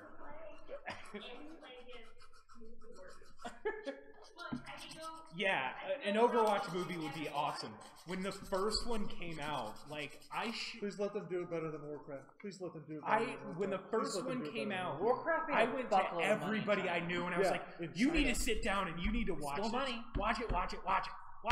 This is better than Pixar. Well, how? Okay, with the first. The only Overwatch thing I really didn't like about it was that they didn't inject any very good sly humor into it, which is one of the things I really liked about Assassin's Creed. Is there is tons of just sly little tongue-in-cheek humor that you look at and you're like, "Oh, you're funny, are you?" No, you're not. No, it is. It's in there, but they didn't, and the movie suffered a little bit because of that. But it was still not horrible. Do not believe Rotten Tomatoes. Horrible. Do not believe the Rotten Tomatoes score on that. It was actually pretty good. It is much better than a lot of video game adaptations I've seen out there. That's like a real that's like underrated compliment. That's like saying that's the best pile of shit I've seen today. It is. That is actually literally what you're saying. It's really. I thought it was pretty good. That was my favorite traumatic experience. That was my favorite traumatic experience yet. Let's go for another. What I heard is that it focuses on the worst parts of the games and glosses over the best parts. Is what I heard. So similar to what you're saying, I love everything Overwatch. I've read all the comics. I've watched all the shorts. I've done all the things. I even followed the conspiracy theory thing before the new character. Sombra. Why the fuck do I know that? Because everybody knows that. I even followed the Sombra thing for a little while. I've never played the game, and I don't intend to. Because I hate first-person shooters, and I'm terrible at them. Well, I hate them because I'm terrible at them. You're terrible at them because you hate them. It's a vicious circle. Wow. No. There's a chicken and the egg here, and the egg came first, and the egg is I'm awful at first-person shooters. This is gonna need another. Really so I don't play, really but I love everything else about it, and I love the characters, especially Soldier 76. He is by far my favorite. Okay. I mean, you won't be the any red better human at is going to play it for me. You won't be any better at it then. That's true. I believe you. I believe that it's fun. I just... He's not saying it's not fun. He's saying he's trash at that genre. And I own, like, everything Blizzard. I'm a huge Blizzard fanboy. I played Diablo. Diablo's the only game I play regularly anymore. Diablo 1 or Diablo 2 or Diablo 3? Well, only 3 anymore, but I played all 3 of them. Diablo 1 changed my entire house. Diablo 1 was brutal. Everybody in my 5 house minutes played in, Diablo 1. Nope. You know that Diablo 3 has... You can play Diablo 1 inside Diablo 3 now, right? Really? Where? The developers made... Oh god. You gotta go get Diablo 3. I had it, I just haven't played it. Okay, well, log in and go to the thing, and you can do the stuff, and you can go to the original Tristram, you can go through the dungeon, fight the original Butcher, go all the way through. I don't know if they made, I don't know how much they've done.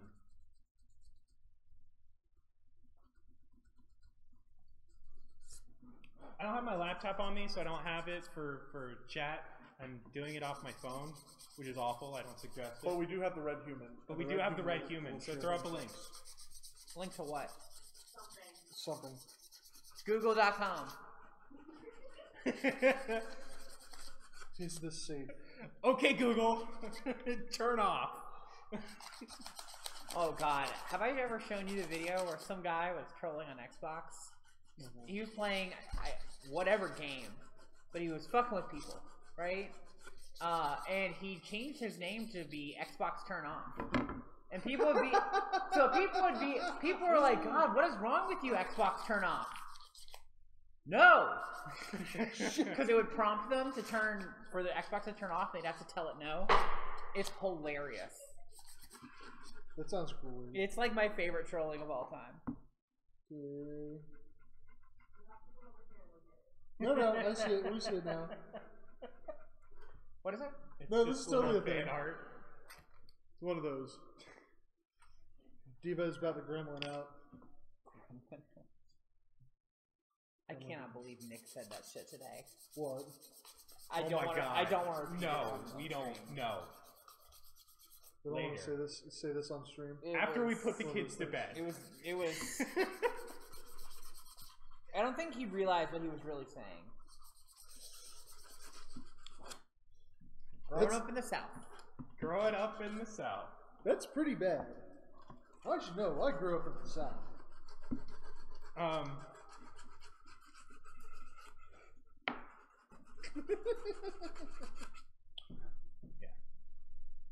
Yeah, if you had asked me a year ago if I ever thought I would be sanding a soft palette, I would have said, what? What is a soft palette? Oh, I knew what a soft palette was. I just didn't know I'd be sanding one. This is not literally sanding one. Then we're in uncharted territory. There. It's actually pretty rigid. No, tell me another one. Come on, Dad 76. Tell me another one. I want to be Dad 76. Daddy 76. I want my everything to be Dude, Dad 76. We can make the mask, and you can get some cargo shorts and a t-shirt, and it'll be fine. Cargo shirts and a button up. Crossbow button up. I want everybody to call me Daddy 76. I'm not calling you Daddy 76. I haven't gotten that far. It was above. Oh. Further up. I want to be Dad 76. That's like my life goal. I want to be a cranky. So imagine Dad 76. Only he's like 70, and he's on his front porch, and like the kids walk by, and he's got his cane, and he slams it down. Get off my lawn! Like I want to be that crotchety old man who sits in his front lawn in a video game mask. I'm not saying it's not going to happen. I'm going to say it's going to happen, and it's going to be hilarious. It's also going to be quite disturbing. Maybe to them. Drive through a neighborhood and then imagine some old man sitting on the front porch wearing a mask. That's just creepy. What can I say? Lots of things. Obviously. So much they put me on the internet. I did. Yeah, don't act like this is for You asked to make everybody else was tired of listening to me talk, so I had to go find new people. So hi. One day we're gonna gag him, and it's gonna be great. That means you're gonna have to hold up the show. Hey, I could do it. I'm no doubts that you could. I mean, it might. But what you could do and what you should do are often two baking soda tastes weird. Why are you eating the baking soda? I didn't. It just went in my mouth. Okay. Don't do that. Also, that's not just baking soda. I know. That's baking soda mixed with Bondo, mixed with... And fingers and cyanoacrylate and gross. Explain how you're awesome? Camera panning is great. How is that even happening? It is Red Human Ninja Magic. The Red Human. The Red Human is our camera person, and she's awesome. Actually, that reminds me. Before we tear down, I want you to get a photo with the good camera, like from the doorway of us working with the setup, because we have kind of a legit setup in here. Yeah. And like we're kind of winging it, but I think it's doing pretty good. Do you like the multiple camera angles and the switching camera stuff? Like, please it's not happening while the Red Human is doing other things. Well, I know you can't ask the Red Human to do something else and then have her. I'm talking to the Red audience. Human is the best ninja. I'm talking to the audience. I'm asking if the audience likes how we have that set up for the show. Well, she just complimented it. Yeah. So yeah, great, perfect. Yeah. So we have a 3-camera setup. We have for now. We're gonna have more later. Yeah. So we have. Are you doing the wide shot now? Oh, Elliot. Okay. Okay. So this is my camera, and it's sitting across. Obviously, you're actually right next to Michelle.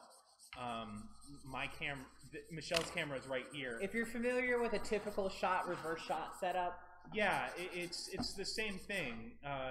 So this is just 3 webcams that we have, and we just have them set up. The mastermind behind where to put them and how to get the right shot and when to pan and all of that is the Red Human. And if you manage to see the Red Human, the elusive ninja that is the Red Human, should always thank the Red Human, because the Red Human is awesome. And without the Red Human, none of this would be possible. Make sure to buy the Red Human beer.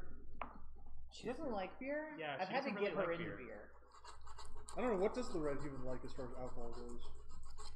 Does the Red Human even like alcohol? I mean, she likes the beer that I've introduced her to. Athena. Yeah, she likes Athena. You're Seth Rogen still. We're gonna get you a hat that says Stoner on it. Dude, you got to go back to the mohawk. You were getting none of the Seth Rogen shit when you had the mohawk. She's got a point. All right, hold on, wait. Take the glasses off. No, we're not doing that again. We're not doing that again. We're not doing that again. All right. I believe you. Although I'd rather look like Chris Pratt than Seth Rogen. Take your glasses off and you probably will. That's the joke. Was the joke, actually. Fine. I'm privy to all the jokes around here because it's all right. It was like our first joke. Really absurdly drunk. Really absurdly drunk. Was it like a Wednesday absurdly drunk? Or no, it was the first MomoCon. Okay. So, Yeah, it was so the MomoCon Seth of all Rogen events. thing is like a real problem in my life. Several years back, I had this really old, crappy, shitty car that was like falling apart, and like This can be touched up. I was going through a McDonald's one day, and the person who was there to take my money like flipped their shit, and they started like flipping out, and they were like, "Oh my god, you're Seth Rogen."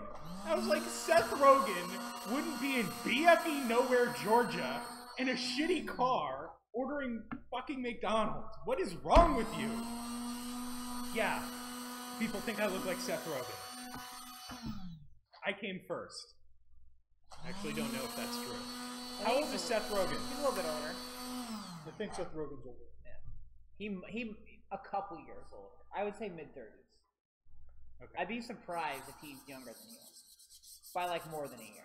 Well, despite the fact that you called me Seth Rogen, which I hate,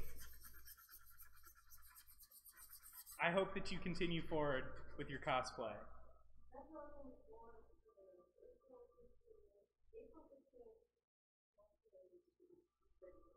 Okay, just Alright. a little bit older. I do it better than Seth Rogen. He's just famous and fat and a pothead. Are they leaving? I can't see the chat, or else I would talk at you directly. You're not operating the camera, are you? Yeah, okay. I didn't see. The thing is, I don't even know. Like, I've seen Pineapple Express, and I think that's the only thing. You've never seen Superbad? Oh my god. Oh yeah, I forgot about that. Superbad is the best movie he's ever made. Okay, Superbad I've is seen 2 fucking movies amazing. he's been in. I didn't like Knocked Up that much. I didn't watch Knocked Up. I don't care about I Knocked saw Knocked Up too. Up. I don't care about Seth Rogen. That's a serious movie he's done. Yeah.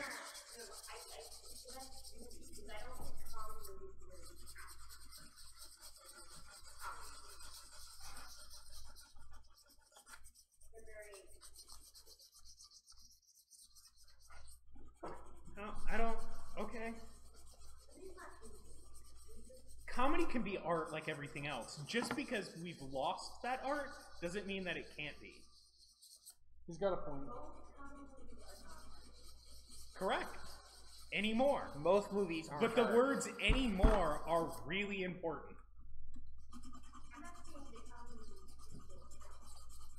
That's exactly. You literally just said that. Word for word.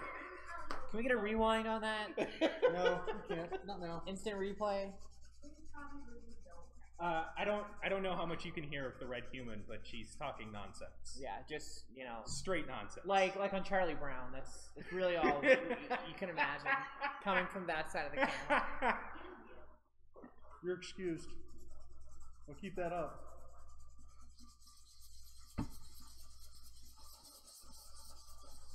But thank you for saying that we appear professional. Especially you, Seth Rogen. You know, Elliot, what you should do regularly during our stream? Tell people to look at our social media and tell them when we stream so that they'll come back. Yeah. We're new to this, alright? We're very new to this. In fact, this is... We're not still, even really, like, launched yet. This is still kind of technically test streams for us. We're super new to this. We're probably gonna... We're gonna go, like, 100%, like, really live in later this month. But, yeah, we're testing the waters here and testing things out. So, 1, feedback is great. 2, follow the social media, which should be that way.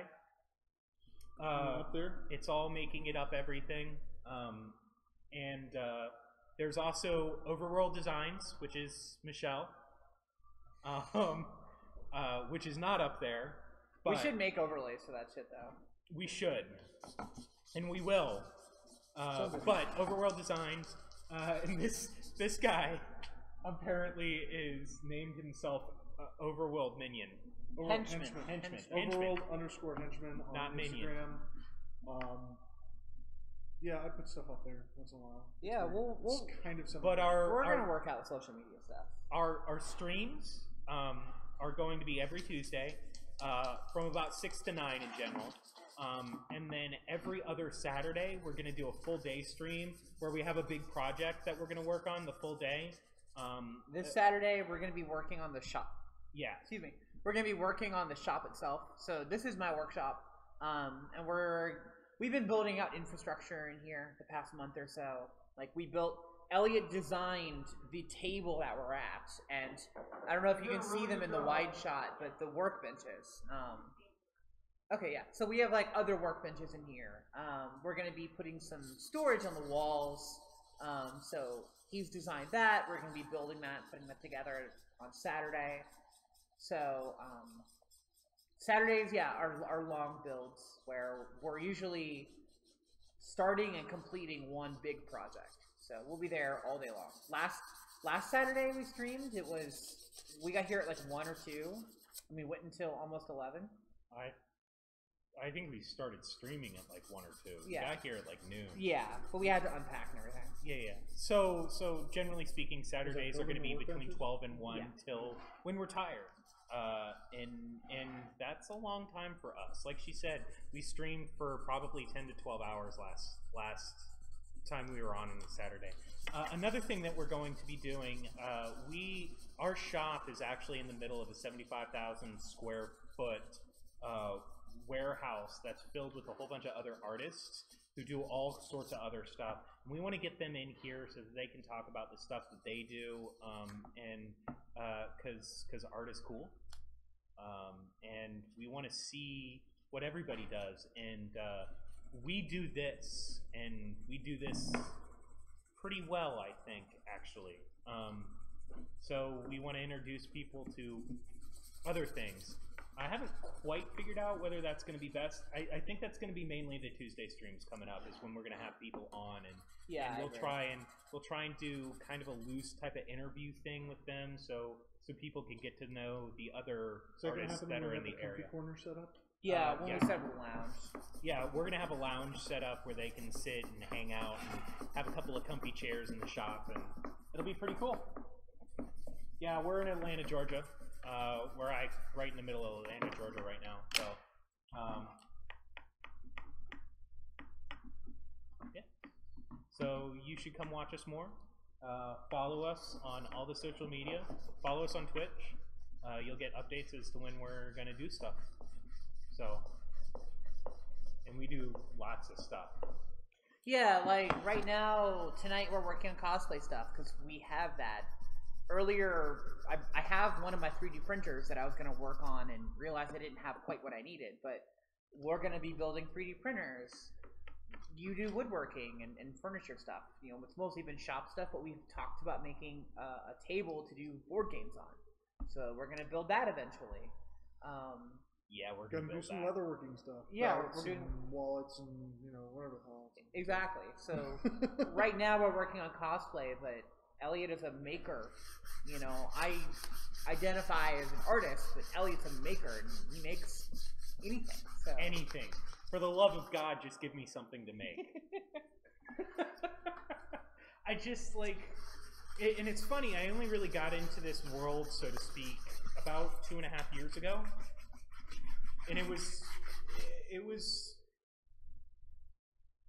I owe so much of who I am right now. God, this sounds weird. It's okay. I love you too. I owe so much of who I am right now to her. I came to this maker space 2.5 years ago at what was probably too much information, a really low time for me. I got introduced to this world of making stuff. I didn't know what I wanted to do. And there was this cosplay meetup, and I was like, all right, cosplay's cool. I've never really thought about doing that before, but let me get involved with this. And then I got to play with cool chemicals and make cool stuff. And the off time, people were making, we were carving zucchinis on drill presses and making flammable bubbles and all this weird, awesome, great stuff was happening. Which is to say, blowing bubbles with flammable gas and then lighting them on fire. Right. So they'd go poof. I'm sorry, I didn't make that clear enough. Yes, literally catching bubbles, like bubbles that little children blow. Flammable. It was great. Anyways, and she instantly became one of my best friends, and we do all this awesome stuff together now. And like I said, this is her shop. It's my show, her shop. But and I just do stuff. And this is another one of the strange weirdos we picked up along the way, who we love dearly. That's right, you do. And choose your words carefully, sir. This is what we do. We make weird stuff, and I want to make everything. I like she said, I designed these tables, and now I want to design a board game table, and I want to design what you see. Shelving, which sounds really boring, but it's actually really complex. But it's actually really complex, and it's gonna have a 3D printer. What's the word you? Fleet. It's gonna have a fleet of 3D printers built into it with heated chambers, so we can do more with ABS. And I want to build everything, and I just want to make stuff all the time. I want to make stuff. It's all I want to do. It's all I think about anymore. It's literally all I think about. We're quite literally going to have stuff everywhere to build more stuff. Yeah, all I want to do is make it's stuff. almost a vicious circle if it wasn't so cool. Yeah. There's a lot worse things you can do with your time and money. Yeah. Yep. Yeah. And all the money. All right, so we're now 40 minutes over when I was planning on because of you, and we're happy to do it. I hope you've had fun. I hope you follow our stuff. Get in touch. Strangely enough, I'm very new to social media, so be patient with me and be gentle. We'll take it slow, but it'll be okay. I'm gonna have to get you a pillow. Anyways, we hope you've enjoyed your time with us. We've had a lot of fun. There will be many more. There will be many, many, many more hours. The big camera. So we're at the big camera. This is Making It Up. Michelle, Elliot, Jeff. Bye-bye. Later.